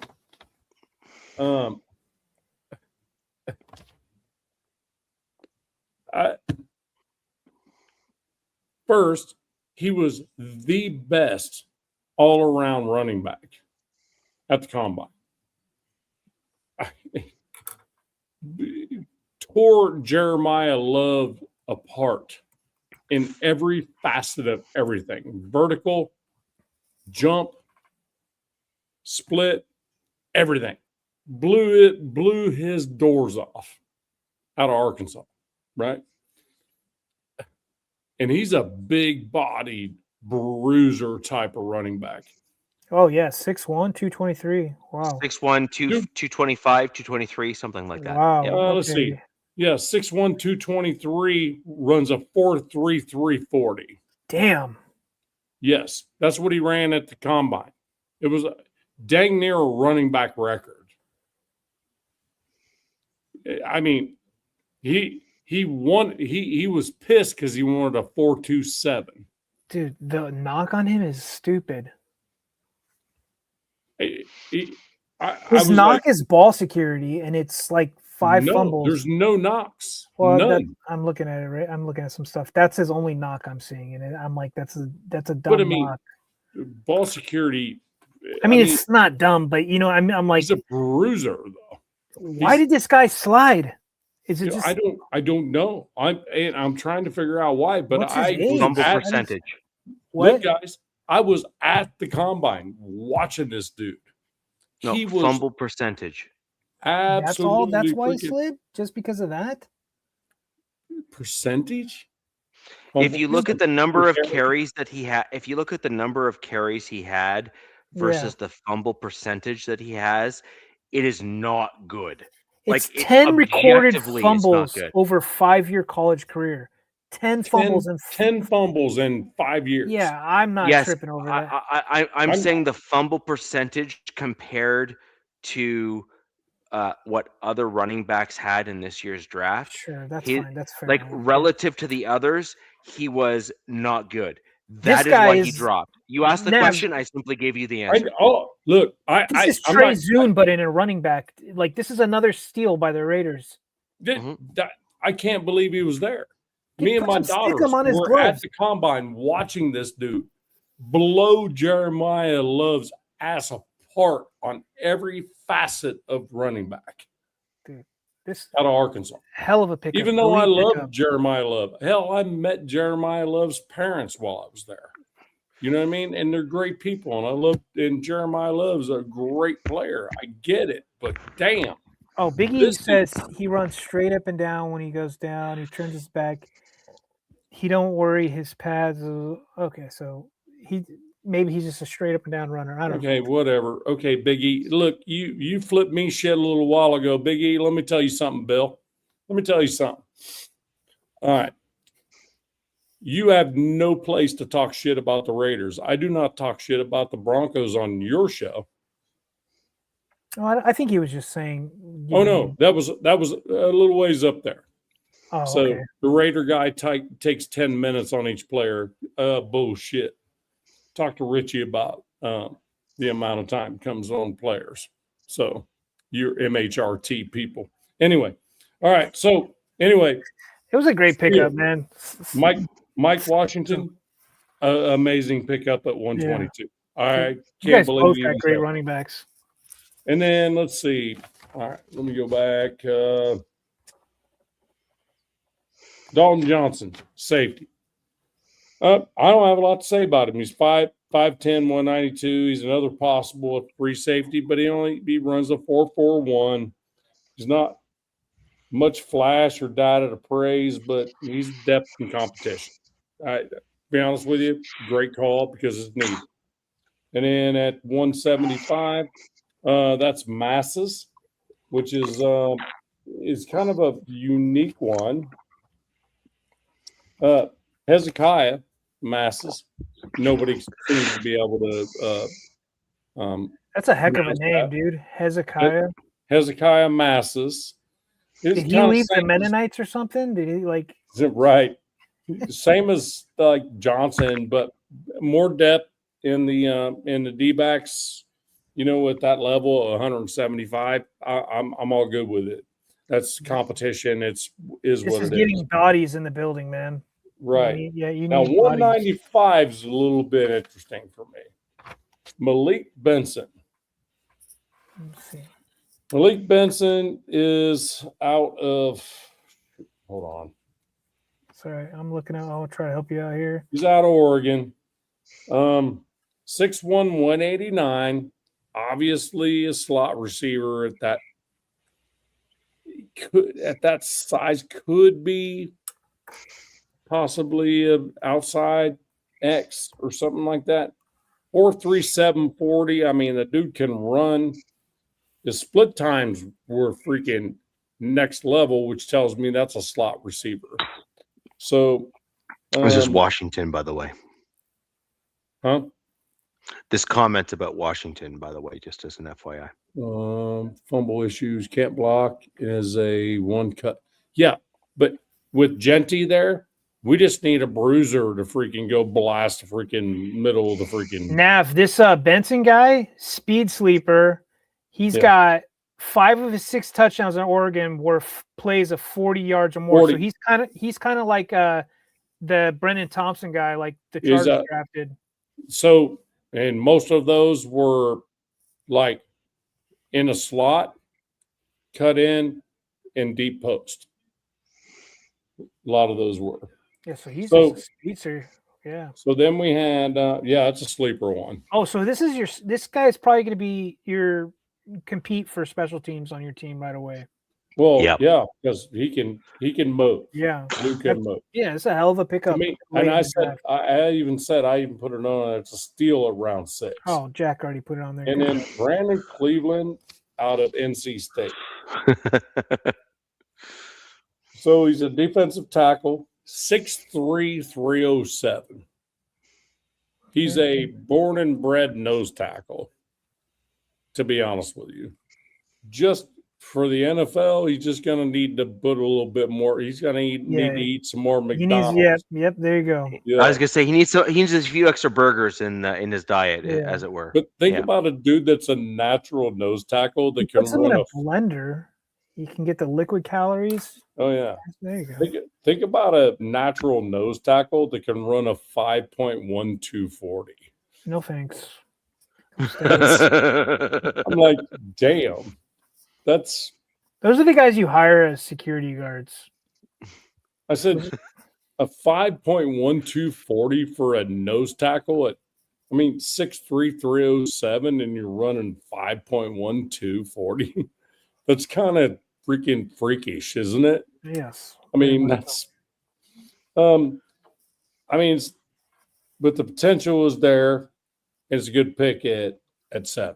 I think it's a good pick at 7. Just add another piece in the trenches on the defensive side. So, and Big E. Nav, just as an aside, on that. I just wanted to give Big E something right here. I did not spend 10 minutes on every player. I spent all that time on the rest. He says he wants to bust your effing balls. And I'll tell you what, Big E knows better. He should the hoof of a donkey. He shouldn't be fucking with me. He knows better. So, Nav, just as an aside, just to kind of highlight some things there. Jordan Davis at the Eagles nose tackle effectively ran a 4.7840 time at 340 pounds. That's like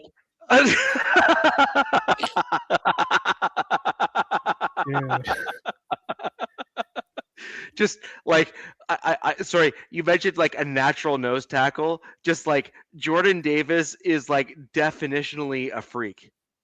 Wasn't he the one that was jumping out of the pool, standing still? Yes, was that him? That was him. Yeah, that was him. He was inside the pool, and they're doing videos, and he's just jumping out of the pool. That's crazier than hell. Psycho. So that's batshit crazy.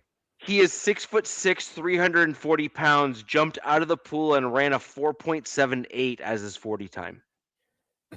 That's great. That was your guys' last pick. No. Nav? No. I sorry. Nav said his guy ran like a 5.1 something. No. But I just wanted to give an example of like perspective that there's somebody that does better than that. No, like blowing your mind better. Like that's insane. 340 pounds. 5.12 was freaking highly impressive. Holy shit. No, but like Jordan Davis is widely revered as one of the elite athletes at the NFL level for his size. Like it's just a fact. So I simply wanted to give everyone context in terms of where a dude who's only 30 pounds lighter, but he's still doing quite well. Nav, my favorite picks for you guys is Zune and the running back Washington. Yeah. Those are by far my two favorite picks for the Raiders. I think they were steals. I don't give a shit that if Mike runs up and down. Mendoza was a given. That was happening. Right. I don't even like count that. But Mike Washington and dude, if you guys can have freaking JPJ and homeboy that you guys paid more Linderbaum, and then Zune. Oh God! Oh my God! And then they have Tossie, Grant, or Rogers, or Glaze. Get Glaze and Colton Miller. Grant. Offensive line's okay. You got Tossie as well. Well, we'll see how that develops. I think Grant takes Glaze's spot. God, I think Grant will take Glaze's spot. Yeah, Glaze. Grant, you look at his stats last year; he was horrible. Grant got better last year. Your interior O line is going to be effing nasty. That's going to be nasty interior offensive line. Yeah. JPJ and Linderbaum are both nasty players to begin with. Yeah. And them side by side is going to be even worse. Dude, Genty plus this guy. Oh God. Yeah. Mike Washington split back. That's just stupid. I'm getting freaking Gruden like 2001-2 vibes right now, and it's pissing me off. Hey, I just want to give Big E something because I know who his favorite Broncos player is. So can I give him something real quick? Real quick before I bail out of here. All right, see this? Let me make a 7 out of it. Wait, other way. Are you guys flirting, by the way? Is this role play? Big E, Bill, go fuck yourself, bro. Oh. Good night. Hey, guys, gotta go. See you, Love you, man. no shit. Have a good one. Great show. But, man, it's early tomorrow, bro. We feel you, man. That's All life. right. Yeah, that's fine. Take care. Appreciate it. Love you guys. Thank you. Peace. Have a good one. Raiders. Well, I'm glad we got that out of the way quickly. Just Where kidding. did we leave off so we can pick up round So by round? we're basically at the we're in round 5. Where were you in round 5? So I just okay. So my last guy was Travis Burke, and that was at pick 117, I think it was, or 131. Yeah, where were you in round 5? Well, I had one more in round 4. I had a 131 in round 4. Okay, so let's give your round 4 134 because that's Okay, where we so left off. this was like one of the only other non-trench guys is Genesis Smith, safety out of Arizona. The Raiders took his partner, Stukes. This guy is 6'2", 202 pounds. He's a ball hawk. The biggest complaint on him is he can't tackle for shit. He can't tackle at all. But Yeah, we have Derwin James. We have Tony Jefferson. We've got guys that can tackle among, they're just elite tackling safeties types. So if anything, a lot of these players get interviewed, right, Rich? Like our GMs and scouts interview them. a lot of them, yes. Yeah. And so they were like, he acknowledged, he's like, I got to work on my tackling, right? Kind of thing. And it's like, if you're willing to get better at that, then we're going to take a chance on you. And you're going to come Do you know what these GMs are going to value? Self-awareness. Right. Because the NFL is all about being self-aware, regardless of where you sit in the draft. Some of these guys in the top part of the draft have solely relied on self-aware of athleticism, and they have no self-awareness. And how many times have you seen dudes picked in the first, second, third, fourth, and even fifth round and make it nowhere? And like we talked about this last show, right? The Broncos have had how many UDFAs that have like gone on to be like all pro, like a ton, like a truckload, right? Well, those guys have all worked their asses off to get to where they are. So just go over. We'll just do this quick. Yep. I think out of all the players, he was actually just a 3-year player. So good for him. Let's see. Out of safeties, he ranks 2nd in athleticism, so that's good. So he's extremely athletic. He looks like hometown boy. I didn't get a 40-yard dash off him or anything. He might have done it at his pro day. I'm not seeing it on the NFL thing. But I'll go off his last year. He was 3rd team All Big 12 Conference. Named to the All-State Good Works team. I don't know what that means. Started 12 games, 77 tackles, 3 tackles for loss, interception, 8 PBUs, 2 forced fumbles. What I'm getting at is he's a traits guy. They like his traits. They're like, okay, we can buy into this. We can work with this. We got the guys. And the thing is, we have another young safety that we drafted last year, RJ Mickens. Tony Jefferson is only on a 1-year deal. Derwin James is looking for an extension. So you got to inject some youth in the safety room. And when we get to UDFAs, there's more that they grab. This is going to be the hardest room to make it on the Chargers, the safety room. Out of every position, the safety room is going to be the most competitive. That's my belief. Yeah. But all right, so that was that. And that was 131. So it's probably on to you. Next pick for my Denver Broncos is pick 152. I'm out of numbers here, so rock and roll. What hang on. Dude, I'm in front of you again. You want me to go? I'm gonna go real quick. Yeah, go for it. Yep. So round 5, 145, Nick Barrett, defensive tackle out of South Carolina. We lost Deshaun Hand in free agency, so we need another guy to get in there. He led South Carolina with 47 tackles, 6 tackles for loss, 2 sacks in 2025. His 14 run stops are tied for 14 most.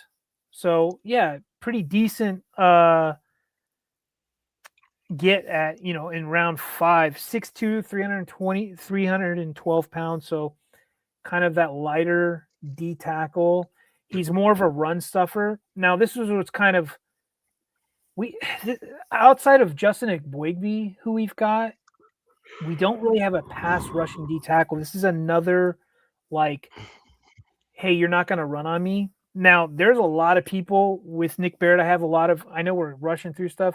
I have a lot of bookmarks on X from guys talking about Nick Barrett. Like, there's people who are genuinely like, oh, wow, Nick Barrett, like, they're sickos into his film. I haven't looked that far into him.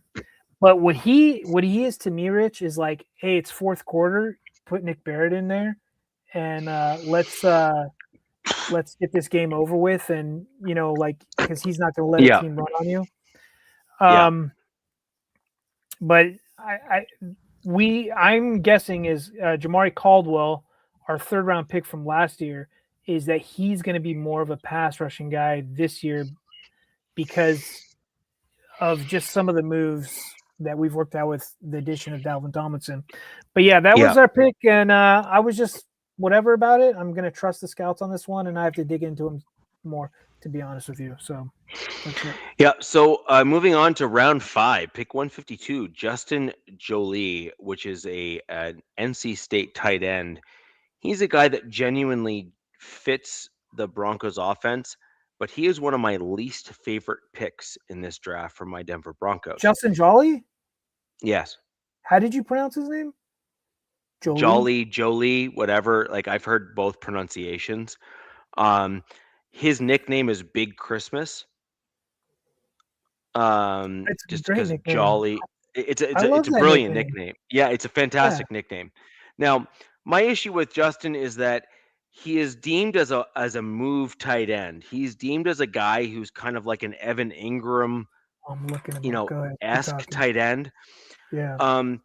I have an issue with that because my Denver Broncos don't necessarily like the move tight ends. They've never excelled in the Broncos offense under Sean Payton, in truth. The Sean Payton tight ends that have always done well are the guys that are more akin. I'm going to give a Broncos country here a little bit of a way back playback. Think of Joel Dreesen, one of my favorite Broncos tight ends. Dreesen, he's a dude ringing a bell. Yeah. He's a dude that under with Peyton Manning had one hell of a career with the Denver Broncos. He came from the Texans. He's a primary inline blocker, reminds me a lot of Adam Troutman, but had some really good, like, sure-handed catching of the football. Troutman has had some pretty good catches for my Denver Broncos as well, but has also struggled in bringing it in. Whereas Dreesen never had a problem with holding on to the ball. It was just a problem with making sure he stayed open and caught the ball, right? Like, as a combination of the two. But once the ball was thrown in Dreesen's way, he almost always caught it and never dropped it. Justin Jolie. What I'm seeing from Jolie is something that I thought you would have liked, is that he's a contested catch, high receiving threat kind of tight end. That is his only redeeming quality, is contested catch. The problem that I have with Justin Jolie is that he's never been an inline blocking guy. No. And the Broncos offense, with our hybrid run pass combo platter of like how Sean Payton likes to run an offense, which is you just don't know what the tight end's going to do at that point, and that's what makes the offense potent. So he's just essentially there. He's going to take Evan Ingram's job. Ingram. He's an Ingram replacement. But the problem with Jolie, though, is that he's not elite in any one category. He's very good when he's challenged for the ball. He more often than not catches it. Okay. So he would be a good red zone threat because a contested catch is a red zone thing. Yeah. Right? So I like him for that. But my problem with Justin is that he needs to start getting better at blocking. He needs to be the guy that you need to look at and say, I don't know if he's going to run or block. You need that versatility in the tight end position. Later in the draft, we'll talk about another guy who I actually quite like. Justin, I'm concerned, is going to fizzle out. I mean, because like we're getting down like these later rounds. It's yeah, highly yeah, possible. yeah. And You so know, my concern is that he's going to fizzle out. That's my concern with him. Now, let's put it this way. I would love to be wrong. Right? Big Christmas, what a nickname, man. Like that's oh, fantastic. awesome. However, like what a great nickname, right? But ultimately my concern is he going to be able to have that long-term success? Is he going to be able to have that versatility of inline blocking and pass catching? That's what we need as Denver Broncos fans to have at the tight end position. Adam Troutman is going to have to go probably at the end of this year. We're going to get rid of Lucas Krull. Like we're going to need tight ends that can do that dueling role for us as an important piece of the puzzle. And I'm not convinced that Justin can be that guy. Look, he's He is coming off his contested catch best stuff. season. He's coming off his best season. That's what you want. You want a guy who's coming off their best in college. You Yep. know, 49 for almost 500 yards, 7 touchdowns.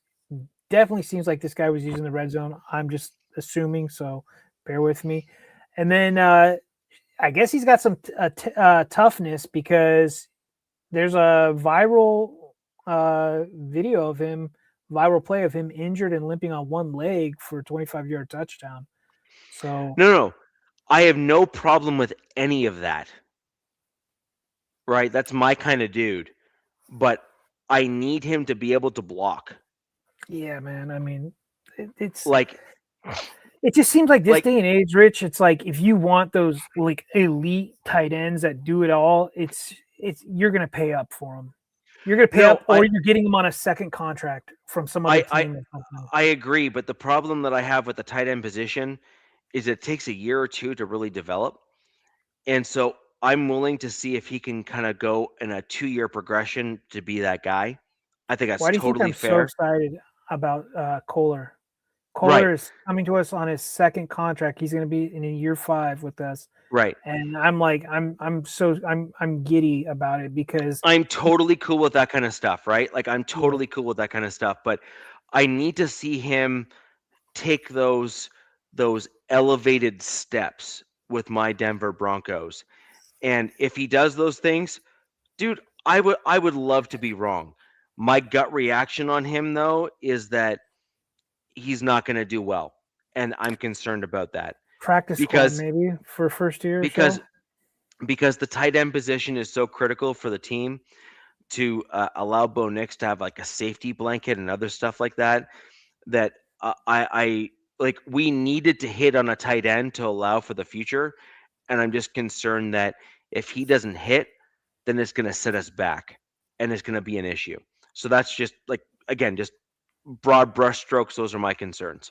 There's still, I mean, I doubt it that the Broncos do it, but there's still some tight ends out there in free agency. I just doubt. No, you guys have now 6 tight ends, I think. Yeah.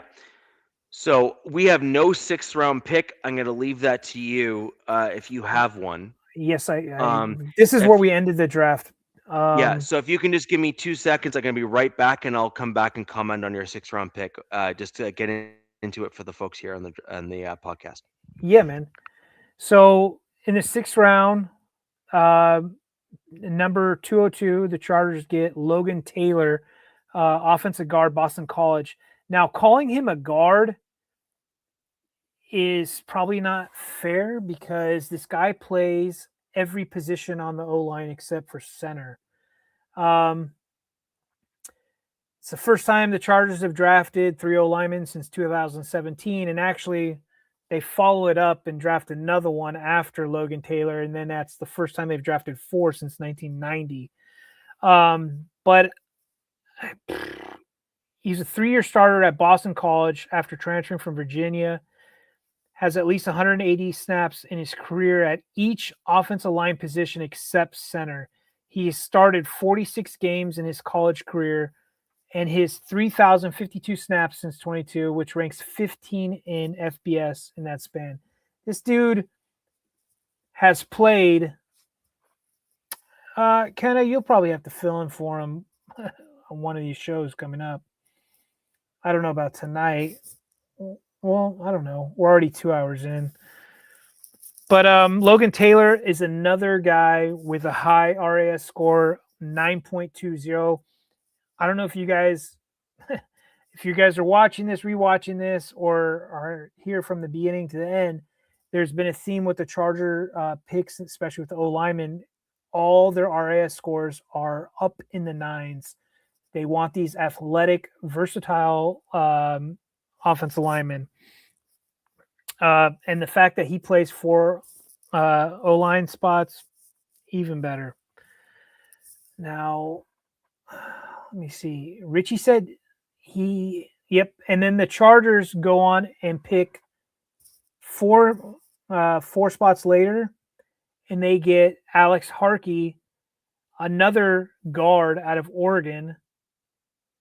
And Harkey has 26 starts, all at right tackle. He allowed 29 pressures, not great at all. 6.6 pressure rate in 2025 compared to 11 pressures in 24 at Texas State. What he's another Alex Harkey, the last one. He's another guy that's projected to bounce inside.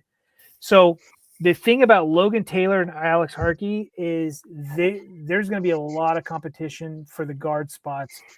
But kind of like what Richie said about Christmas or Jolly is, yeah, one of the two of these guys could fizzle out. Right now, there's 11 guys in the offensive line room for the Chargers, and there's a lot of competition, especially at the guard spot. I mean, you have Penning, Awashika, Slaughter, you have Cole Strange, you have Ben Cleveland, you have now Logan Taylor and Alex Harkey. And out of all the positions, especially in free agency, I'm still kind of hoping, and I know it's like, like don't get greedy, but I'm still hoping they pick up a vet guard in free agency or a vet cornerback. But Logan Taylor, I really like the fact that he can play 4 spots. Fantastic. And he's played all 4 spots, over 180 snaps per spot. And I was watching both these guys highlight film. And what I really love about these guys is they're really cerebral. Like you can tell they've played a lot of ball. They're getting to their second level blocks. Yep. They're moving around. Now there's knocks on all these guys. I mean, we can get onto these knocks like later on. Like, let's face it, these are 6th round picks that are converts. So they're like, hey, dude, we know that you primarily play tackle or whatnot, but we view you as a guard. So you're going to get in here and learn. But DZ on that pick for right tackles interfere, left tackle Slaughter able to play. That you mean Slater? Oh yeah, nobody knows, but everything on the Slater front seems to be good. But that can just be all smoke and mirrors and propaganda right now because they don't want the fan base actually trying to kill each other right now. But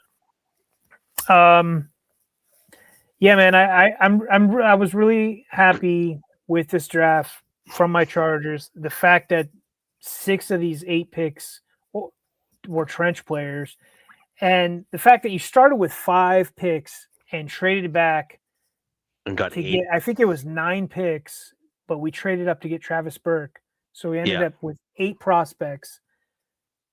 I'm super stoked for it. Now, look, could we have gotten a cornerback? Sure. Could we have gotten a true guard? Sure. Like that's the knock on this from especially the analytical guys, from the consensus big board contributors, from all the big time stuff, is they were super puzzled by the Slaughter pick. Some didn't like the Mesidor pick due to his age, yada yada yada. Dude, the Slaughter pick is my favorite for you guys. Like, I think he's a great prospect. I'm just like, it did throw everybody for a loop, and it seemed like a reach. But I think they're playing keep away. That's another thing. I don't know if I mentioned it. Is Slaughter was our GM's Blue Star pick. So each scout in the Charger organization gets a Blue Star. They only get one. and they're allowed to only use it on one prospect. And that means that you're doing everything you can to get that one guy. And he was our GM's Blue Stars, as was Slaughter. So it's like, if he was there, he's getting them no matter what. Nobody can say anything. Yeah. And I think there was 2 other guys that, the intel that's leaked were Blue Stars as well. I want to say, I think Burke. Travis Burke was one. Burke had to be it. Yeah, I think he was one. And then I want to say Brendan Thompson. I could be wrong, but So I thought that was kind of neat. My pick in that group of the swing tackles that were not necessarily the like ultra elite guys that were like coveted by like all the analysts and stuff. Right. Like Burke has some things he needs to work on. Pass pro is one of them, right? Probably. But yeah. like, okay, so here's my deal. My Denver Broncos have a guy. His name is Quinn Miners. Yep, we all know. He came out of Whitewater with a grade that was like mediocre, but he had a motor and a run blocking grade that was like off the charts. And he's an aggressor and was willing to learn and had that like work ethic that was built in that was just like hard to ignore. Burke reminds me a lot of Quinn Miners in terms of what he can do and how he plays and what he does and all that kind of stuff. I'm getting what you're putting down, buddy. Yeah, and that's my thing, right? Which is like my whole thing is pass protection can be learned. And why do I say that? Because Quinn Miners sucked. And I mean like look, Quinn Miners will admit that Quinn Miners sucked at pass protection. He said so himself. Right. And he took it upon himself as he got into the NFL to make that a priority to get better at it. The thing is, run blocking is pure will. Do you have the will to move another person off of where they want to go? Travis Burke has that ability. Quinn Miners has that ability. Other guys have that ability. But there's a tremendous number of other offensive linemen that do not. Richie, I forgot real quick. So Logan Taylor, I think you were away when I was talking about him. He is another Canadian that we picked. And I'm actually really excited about this guy because of his versatility. But he is from Nova Scotia, Lunenburg, Nova Scotia. But Nova Scotia should remind Americans of like Delaware. Probably something like that. Yeah, he's like 6'7", 313 pounds. But it seems like, oh, look, you know what he is? He's another Canadian who probably came from some sort of money, I'm assuming, not to be mean, because Mesidor was the opposite of that. Mesidor had no money.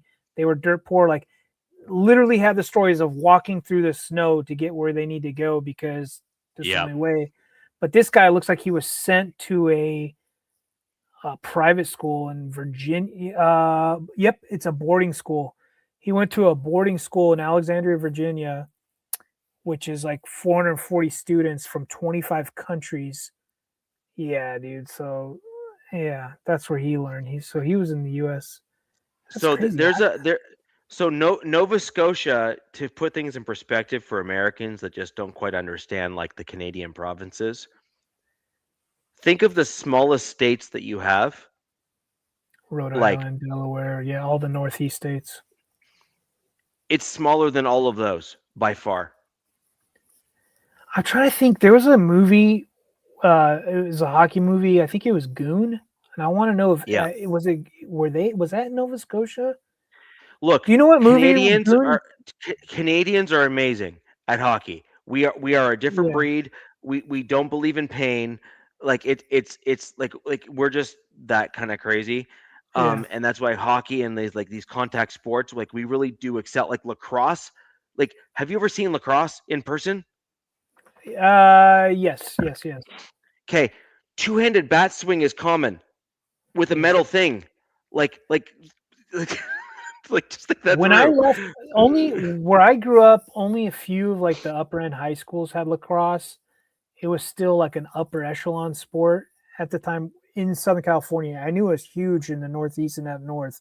Like Yeah. it's been there since day one. But that was like a Native American sport that Yes, it was. Yeah. with brutal effing rules, by the way. Yes, like it is like it's like hockey and other sports like that, which is like it's basically like a gladiator sport, right? Like lacrosse is a gladiator sport. It is like dudes will break their arm and play the rest of the game with a broken arm just to win, Yeah. Jack right? Like Mesidor's played at Miami, so he's used to heat. He just doesn't like it. But you yeah. might be onto something with Logan Taylor because Boston College is not as hot. No, and Nova Scotia, just for the Americans that don't quite fully It's understand, an like island, right? It's a freaking island, right? it's an island. It is small and it is cold, like Yeah. cold. Um, they get wicked snowstorms, ice storms, and other things alike because of the ocean wind and stuff off of there. It is wicked. Um, the only area that is worse than like the East Coast. I live in a snow belt, so I just got a truckload of snow. But if you go to the central part of Canada, it's basically like the farming capital of Canada where like all the farmers live. So like you get dudes that are there that are just like farm strong. Like the dudes like they're in the middle part of the US, like the Yeah. Ohio's and place like that. Our Midwest boys. Like, yeah, we usually it's Iowa. Like Yeah. that's like anytime you see anybody from like Iowa like prospects in the draft, like I always get excited to try to get one of their O linemen or something. Who I Yeah, think so we get dudes from Saskatchewan, right. in Canada. We get dudes from like Manitoba, like Winnipeg and stuff like that. And to put things in perspective for Americans that Just don't like quite super blue understand. collar, like No. Like you don't understand. Like what's the intersection in Fahrenheit? I want to get the right temperatures because you guys need to like fully understand just how like insane it is there. Minus 50 Celsius Fahrenheit. Um, it is minus 58 Fahrenheit on the regular in Winnipeg wow. in the winter. No. I mean, that's Hold on. I'm gonna repeat. I'm gonna repeat that for the Americans because so there's you a go bunch into of an you that watch the ice show. rink just to stay warm because you just get out of the Yeah, elements. yeah. No, minus 58 Fahrenheit Yeah, no, is a that's common dangerous. temperature in the Canadian winters up there. Okay, Dude, you know what minus you have to do? 58. You know that your trucks have to run 24/7. They have to have anti-gelling in all their fuel. Like it's a pain in the ass to do anything Yeah. that cold. So I'm just trying to like set the tone for like the toughness that is built into some of these players that are coming from up there, and the reason like minus 58 Fahrenheit is a common temperature in Canadian winters in that middle section of Canada. Dude, no. Yeah, no. Yeah. So just I want to kind of set the tone just so everyone kind of is aware. So anyways, that's that section there. Now the East Coast gets like ice and other things like that. So again, you're going to get a really tough like hard-nosed style football player because that's what we're used to up here. And from Nova Scotia and from Ottawa. Ottawa is a very cold area as well. So again, you're going to be dealing with a different type I of want to player. find out why Maybe this guy was sent to a boarding school. Nova Scotia has some old money that exists in that province, and Okay. if he's in that group, that's not surprising to me whatsoever. Well, it's like he grew up playing soccer, which is the opposite of hockey. Let's be honest, people. And then No. was convinced to try out football by a friend of the coach. He played for a youth team, the South Shore Seahawks, based in Bridgewater. Scored the first touchdown in program history despite being a defensive lineman.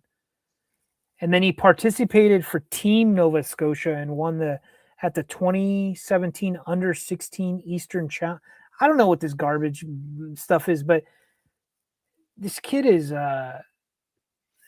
He was a 4-star prospect, one of the top 25 So what that means is that he was a freak. Yeah, it sounds like he's got something Yeah. going. Yeah. I need to dig into him. And then that's not to take any attention away from Alex Harkey from Oregon too. That's a Texas boy though. Now to put things in perspective, when you look at Canada, just like as a whole, Dude, we're gonna have across the country, yeah.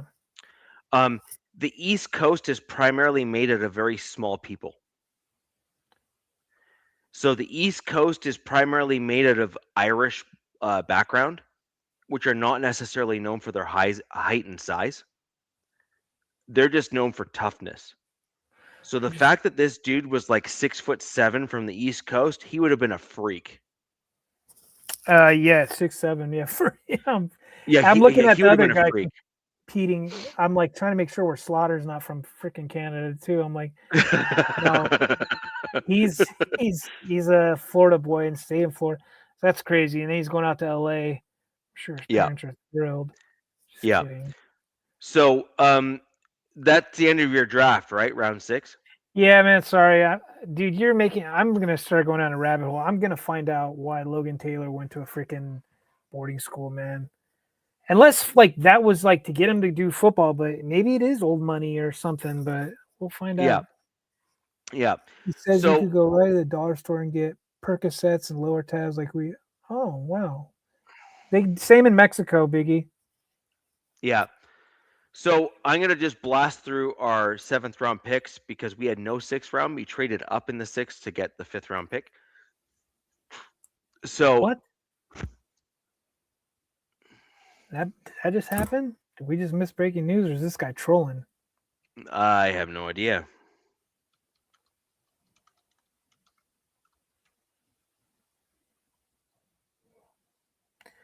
He's probably trolling because I think they're talking about Bo Nix's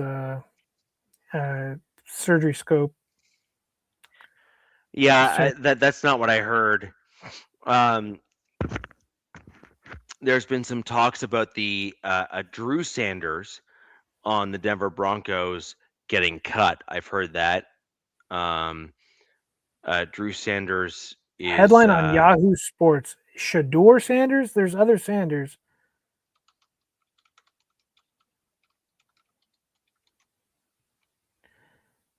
I mean, let's face it. The Browns have what? Dylan Gates. They have like a lot of quarterbacks, I think. Browns, another team I feel like killed this draft, by the way.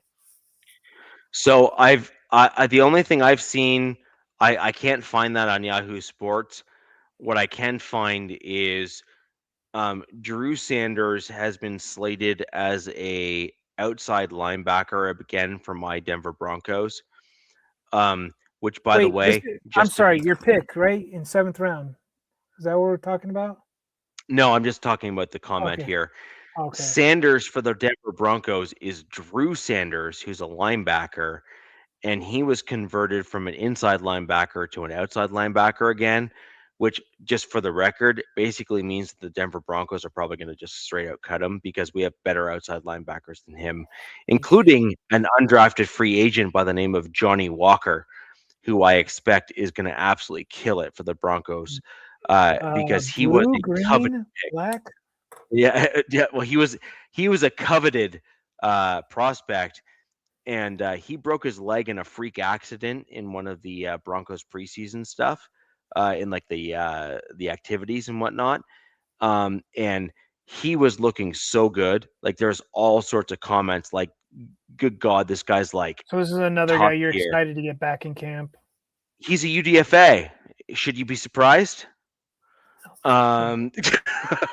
So anyways, he's another guy that I expect. You guys had 3 7-round picks.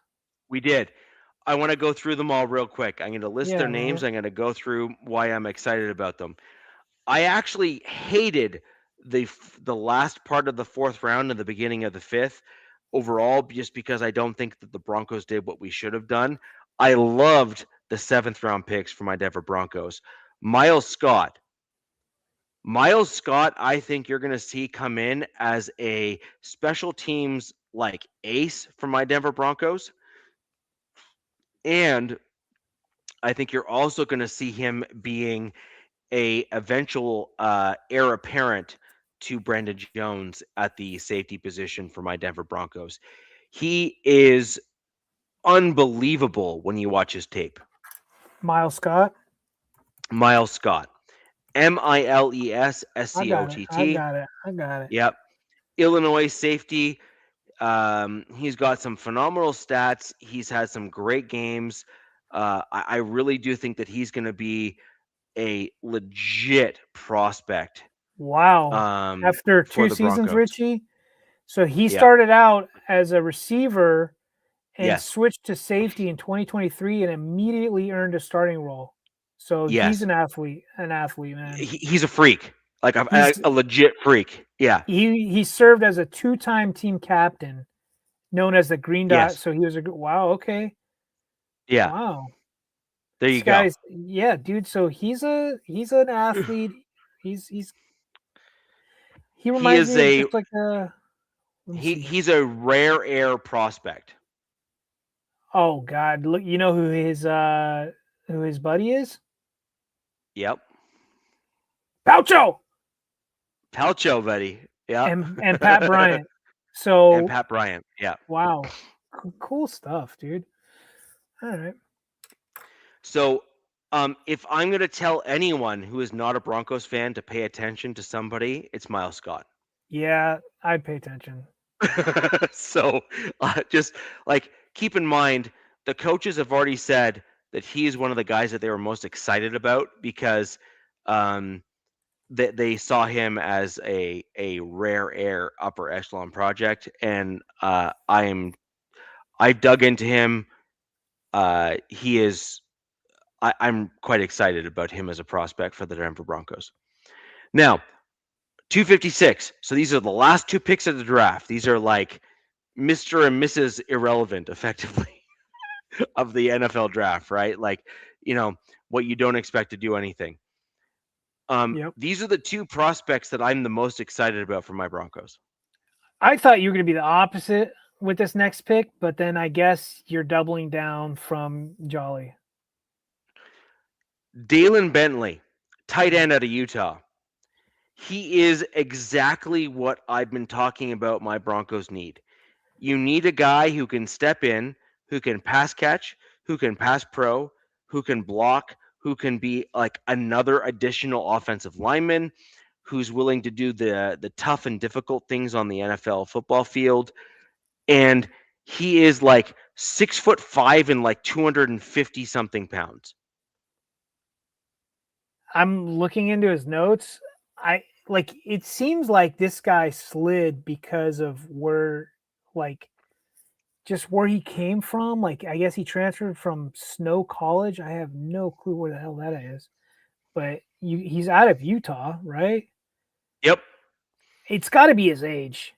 He's got to be. He had his best year in 2025. Yeah.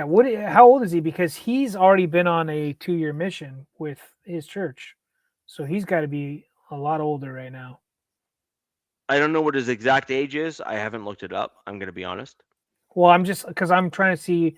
He's going to I guess he's going to try to be that Joker role for you guys. No, he's not a Joker. He is I go in and block and. No, he could play that Joker for you. Oh, if you yes, needed him to, yeah. because look, dude, did you see that stat on him, Rich? Pretty fun stat that he is in the 7% of tight ends since 1987 with his athletic profile. So he must have really high end RAS score. Yeah, dude. I can see he is 25. So it's not as old as I thought he would be then. Yeah, he's 25. So Dalen Bentley is kind of the guy that I have been talking about that my Broncos need. You want a guy who can pass catch, you want a guy who can pass block, and you want a guy who you can put in and the other opponent just doesn't know what you're going to do. Yeah, because you don't know if they're going to run or run block pass, you know what I mean? Yeah. And then look, Exactly. He was a semifinalist for the John Mackey Award which is given to the nation's top tight end. Right. So he is a legit prospect in my mind. Yeah, He's definitely. exactly what my Broncos need. He's 253 pounds, 6'4". That is a massive human being at the tight end position. That's exactly what you want for that spot. I was super excited when we picked him up. Now, another round 7 prospect, Red Murdoch. What a This name. dude is a machine. Like a machine. What a name. I love the name Red Murdoch. Yeah. So he was born Khalil Elijah Murdoch. Okay, but I like Red. That's better. yeah, he is a tackling machine. He is all over the field. He is a legit prospect. I actually expect Red Murdoch to start pushing. Dude, I'm listening to you, Richie. I'm reading stuff on this guy, but what a pick for Mr. Irrelevant here. Yes. So, look, my Denver Broncos have had a superpower for decades. Literally decades. We have always been able to get guys in either the super late rounds or UDFAs who are like legitimate all pros. Like, and I don't mean just like, hey, they did well. I mean like they are legit all pros. And I see Red Murdoch as being one of those other guys. And this is like, there's a few other Broncos fans that we're going to talk about the UDFAs next week's show. There's a few other analysts for the Denver Broncos that are super excited for a UDFA guy that the Broncos picked up that I'm not going to name. Right. Red Murdoch to me is the guy that I'm more excited about. I think that he has a Jordan Turner type role for the Denver Broncos where he's just going to be a stud from day one. Dude. Yeah. Look, Rich, he's a record holder. Yes. And he came out of the University of Buffalo, Khalil Mack's alma mater. He set the NCAA FBS record with 17 career forced fumbles. Yep. Oh my God, surpassing the previous record held by former Buffalo standout and NFL All-Pro Khalil Mack. And I didn't even read that part until right now. Yes. How the hell? He was second team All-American, AP Walter Camp, and first time 2-team All-Mac selection. Dude, what a... There's something else I saw that was really impressive. Graduated from Buffalo, magna cum laude, with a degree in psychology, and founded a K through 12 tutoring program called Virginia Homework Helpers. So this guy's also very gifted. Yeah. Intelligent. Yeah. Yes. Yeah. And so if there's a guy for Broncos fans, if you want to root for somebody, it's probably this. It's him. Yeah, exactly. Mr. Irrelevant for the Broncos of 2026, Red is, dude. This is the guy you're rooting for to make the team. Yeah. Man. Yeah. So, you heard me talk about the Denver Broncos last year.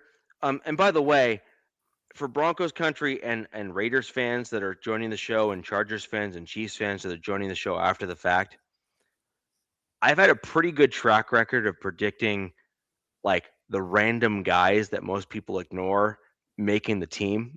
Like I have like a better record than most even mainstream media predicting that stuff.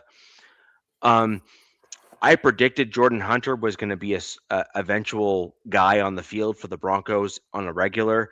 I predicted that Courtney Reed was going to make the team. I said all of that last season. It's on the channel. It's on record. I've said the thing before. Red Murdoch is that guy for me this year, and this is why I'm not concerned about Singleton or even the other dude who I honestly forget. Inside linebacker for my team. Worst, Richie. He's like your special Justin Strnad. Sorry, Justin Strnad is the guy. Oh, by the way, Simmons retired. Finally. Yes, he did. So I did want to make that comment. Everyone is aware I have dueling opinions of Justin Simmons. You're a biggest fan. I think that he is one of the best humans that have been on the Denver Broncos in terms of what he's done for the community, and I think he deserves all the credit in the world for his character Right. off the field. Yeah. On the field, I think he had a multitude of deficiencies, and I think that his play on the field is not necessarily something that, as a football player, you would want to necessarily emulate. But I'm not going to knock the dude. Like, the guy is a high character player in terms of what he brought to the community and to the city of Denver. Like, my comments on Justin Simmons are not necessarily to try to belittle what he's done or how he's done it. He is a fantastic human being and done a tremendous amount for the community, and should be commended for that work. So it is what it is. But I do think that his play on the field was his aim was the big play, right? His aim was the interception. His aim was those sorts of things, because he understood his own personal limitations, which, by the way, he almost basically admitted on his presser today, where he basically said, "I wish I could tackle like you, Steve Atwater." Okay. Wow. So let's just call a duck a duck. Simmons admitted almost publicly that he was kind of like a one-trick pony, and that's cool. Interceptions are a wonderful thing, but if the only thing you go for is the big play, you are going to get burnt. And Justin Simmons got burnt, in my opinion, quite a bit. So that's just kind of my take on him. Yeah, man. But Red Murdoch is a linebacker who I see as like a Justin Hunter. I see as a Corinne Reed. I see as a Lavelle Bailey. I see as a guy, truly, honestly, who is going to be a guy that we're going to see as a ascending player within my Denver Broncos. And I believe that he's probably going to end up being the guy that Singleton takes under his wing, and will probably eventually take over at that, that staple role that exists within the linebacker room, like the thumper. I think Red Murdoch is going to be that guy eventually for my Denver Broncos.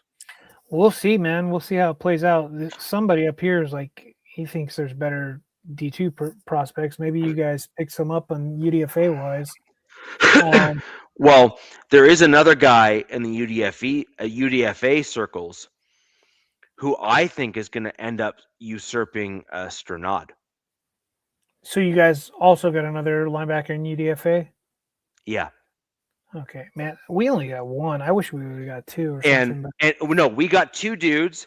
One guy all the rest of Bronco country is all high on. The other guy I'm high on, nobody else is. And I predicted Corinne Reed was going to kill it, and he did. So I'm confident with what my general track record is compared to the nonsense that I'm hearing from the other analysts. I actually think that this other guy that I'll bring up next week's show, he's another guy in the UDFA ranks at the inside linebacker position for my Denver Broncos you need to pay attention to. And by the way, not just for the Broncos, like Chargers, Chiefs, and Raiders, y'all got to pay attention to this guy. He's 6'5", 240-ish pounds, give or take. Big boy. He's an athletic freak. He scored in the 9.0s in the Arask score, which you know full well is like upper tier. Yeah. So wait, he has a linebacker? As a linebacker. Oh wow.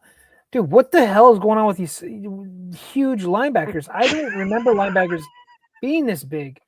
Like, we'll talk about this when we do our UDFA show, but I got a guy, he's 6'6" as a linebacker, and I'm like, what? Yeah.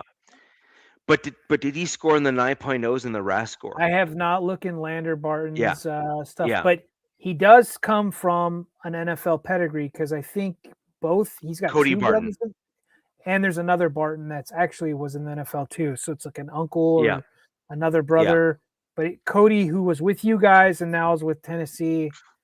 Yeah, man, we'll see. We'll see. Don't draft a kid from Texas. I'm on the inside linebacker as well. Oh, don't draft a kid from Texas.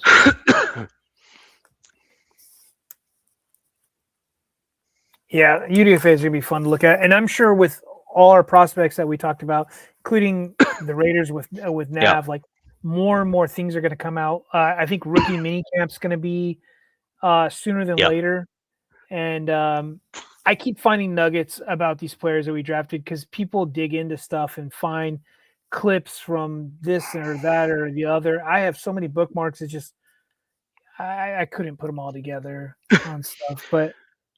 So I have three UDFAs from my Denver Broncos. It's like 3. Go ahead. That are like I predict are gonna push guys out of the roster for the 53. I mean, your guys' roster is already pretty stacked, so to do that's going to be pretty impressive. If not, if anything, your guys' team just has, it's like it's a good problem to have, and it's going to be some tough decisions because I agree. There's only a certain amount of people you're going to be able to keep on your practice squad, right? So you're going to be letting some guys go. I forgot about a guy who's like Isaiah World, the other tackle that we got, who's looking like UDFA. Yeah, which I think what people are predicting is that he's so highly regarded already that they're going to probably put that tag on him where it's like some sort of like season-ending IR right from the start for him because he had that ACL tear in January, I think. And it's going to be like a redshirt year, but on IR, and they'll just bring him back next year. And the Chargers did that with a guy. He's too good of a player. He's too good of a player. That's what I'm hearing. And we did that with a player last year in Eric Rodgers. He had like 3 interceptions in one preseason game, and they're like, and then he got hurt at the end. And they're like, we've seen enough. We're keeping you around. And like, I'm super excited in camp to see this kid, to see how he bounces back. But yeah. So that's basically where my Denver Broncos are. We finished off all the draft picks. We've ran out of time to go into the Chiefs, but we're going to try and cover that next week's show. I wish Nav was here to talk about these because real quick, what he just said, Hemby, the running back, and their kicker, like what the Raiders picked up, like holy crap. Hemby at the running back, another running back, like if very least special teams, but the kicker, he's like, I don't know if he's Japanese or he's Hawaiian, but he came from Hawaii. Japanese. He's Japanese. But that nickname, Tokyo Toe, like, I'm trying to think. You did the Christmas with Jolly. Like, I'm like, I don't know if there's any cooler effing freaking nickname right now than Tokyo Toe right now. Like, so he is Japanese. Yeah, he's Japanese. That's pretty cool. That's pretty cool. Yeah, I mean, it's a very disciplined culture, which is great. The question though is the strength side of it. Sure. I mean, yeah. Which I think is legitimate. Like you can have all the technique in the world, but at some point there's a sliding scale just in terms of overall musculature that matters. Kicker, though, Richie, our kicker, Cameron Dicker, he's nothing special physically, and the kid's got enough legs. So. Yeah, but the thing though is that when you're dealing with certain dudes, like think of Janikowski, right? Like Sebastian. He was just a freak though. No, but the thing is that you got dudes like that come from that Eastern European lineage, and you got guys that are coming from, the Britannia. Like I'm just going back on like old school lineages. So you have like the Viking culture that is like very legitimately large in musculature. So that's like the Hollands, the Norway, Sweden, etc. Those stroke on his last comment. Like those dudes. No, but my point is that the guys from like the Viking culture are just like very large and strong. Yeah. You also have the Eastern Europeans, like From in the the Caucasus Russian, Mountains like like the region. Russians and the Ukrainians that are also, they have a few guys that are from certain regions that are just like incredibly large. And then you also have a few kind of rare air, kind of collective groups of folks that are from the what we deem the West, that are also just like in like a freak size combination, size and strength, from a lineage perspective. Oh, And that's an important piece to mention at as the well. end, I'm gonna go over the Chiefs class real quick. We're just No, gonna name them. I want to cover that off next show. Let's cover that Really? off next show. You don't want to? Yeah, Okay. yeah, yeah. Let's Well, cover that off next show. I feel like they killed it, but I know you don't think so. I agree. Just we're running at 2 hours 45 Way too minutes. I late. just want to, yeah, way too late. So we're gonna cover off the Chiefs. We're gonna absolutely go over that next show. That's something we need to go over because they are the fourth team in the division, and it's important that we do give them their dues because their GM really, he's a different Yeah. beast, man. That dude's Right. talented. Right. So we're going to leave it there for today's show. I think that was a great kind of all-encompassing for the three of us, three of our teams here, kind of going over that kind of stuff. Next week's show, we are going to delve into the Chiefs draft picks, and we're also going to delve into the UDFAs for each of our teams because By the way, Richie, did you know that UDFAs? It's like it's kind of weird with their contracts. Like, if you're like a popular UDFA, you can choose a team. Like, how much are you offering me? How much are you giving me? Is this all guaranteed kind of thing? And which I wasn't really hip to per se. Oh, I knew that for sure. Yeah. I didn't know that as much as this year because there was one UDFA that my team picked up, which all of the money is guaranteed, all of it. They're like, yep, here you go, and it's like you're thinking does that mean that he's guaranteed a spot? What the hell's going on here? Kind of thing. But then we also No, think the kicker is multi-billion-dollar. here is that your team is going to value certain positions more than others, and you want to try to make sure that you get a guy that you think is going to be able to help your team long term. Yeah. And the UDFA class, this is where it's getting really interesting, right? Which is in terms of how the league is working, which is UDFAs have two main criteria. Number one, what am I getting? Right? So that's what you're talking about, DZ, which is, am I getting a bunch of guarantees, blah, blah, blah, et cetera, et cetera? That's number one. And then number two, where the real money comes from the UDFAs is, do I have a legitimate shot at making the roster? Do I actually have a shot at making the roster? Because the UDFA money is great, but if I can make the 53-man roster, I get game checks. I get other money that is beneficial to me. And so I could have a team that's offering me guaranteed money that's like 20 grand, but if I think I have a better chance at making the roster on another team, I'll take the flyer at going to that other team because I can make more money.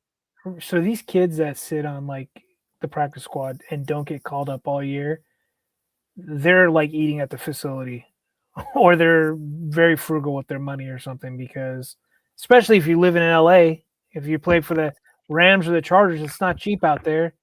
You're only on this much money, right? No game checks. It's not easy. Well, you're still making six figures overall, generally speaking. Yeah, you got taxes, but yeah. So you're still making a decent wage, especially given what you would otherwise be making coming out of college. But yeah, you're not wrong. It's a dog. You just said something. So. You just said something, Richie. I think that's why we're seeing a lot of these later round prospects. They're getting older and older. It's because they're staying in college because they're making more money. I feel like transferring schools while you're getting these 5-year guys, and I don't know. That's could go on another show. We're already way too late. But anyways, that's where we're at with this year. I think it's an interesting concept, interesting there's a bunch of other elements involved in that, but overall, I think we've covered like the breadth of the draft. We've gone all over the draft picks. We've talked about all the guys that are on our team. UDFAs are one of my personal things that it is the thing that I love the most about this time of year. Yeah. Okay. And I'm right there. I like it. I am super excited about some of the Broncos UDFAs. I would love to talk about them in depth next week's show. We're going to delve into that in terms of what we're going to talk about, UDFAs, each of our teams, as well as talk about the Chiefs draft picks, just because we ran out a little bit of time on this week's show. Anyways, ladies and gentlemen, we're going to leave you and love you there. Thank you for joining the show. Click the thumbs up, leave a comment down below, subscribe, and we will see you next week where the West Side is the best side. This is Wild Wild West Podcast. Peace! Fast lane when I pass in the street, bag of money in the passenger seat. Simcoe's been asking for me on the road from the west to the east. Way up, I might never come down, cause the coast racking up the flight miles. So high, I might never come down, so what, this is my lifestyle. Wait a minute. Work hard for the car, so that's why it's all tinted. Wait a minute. Had a real late night, woke up with my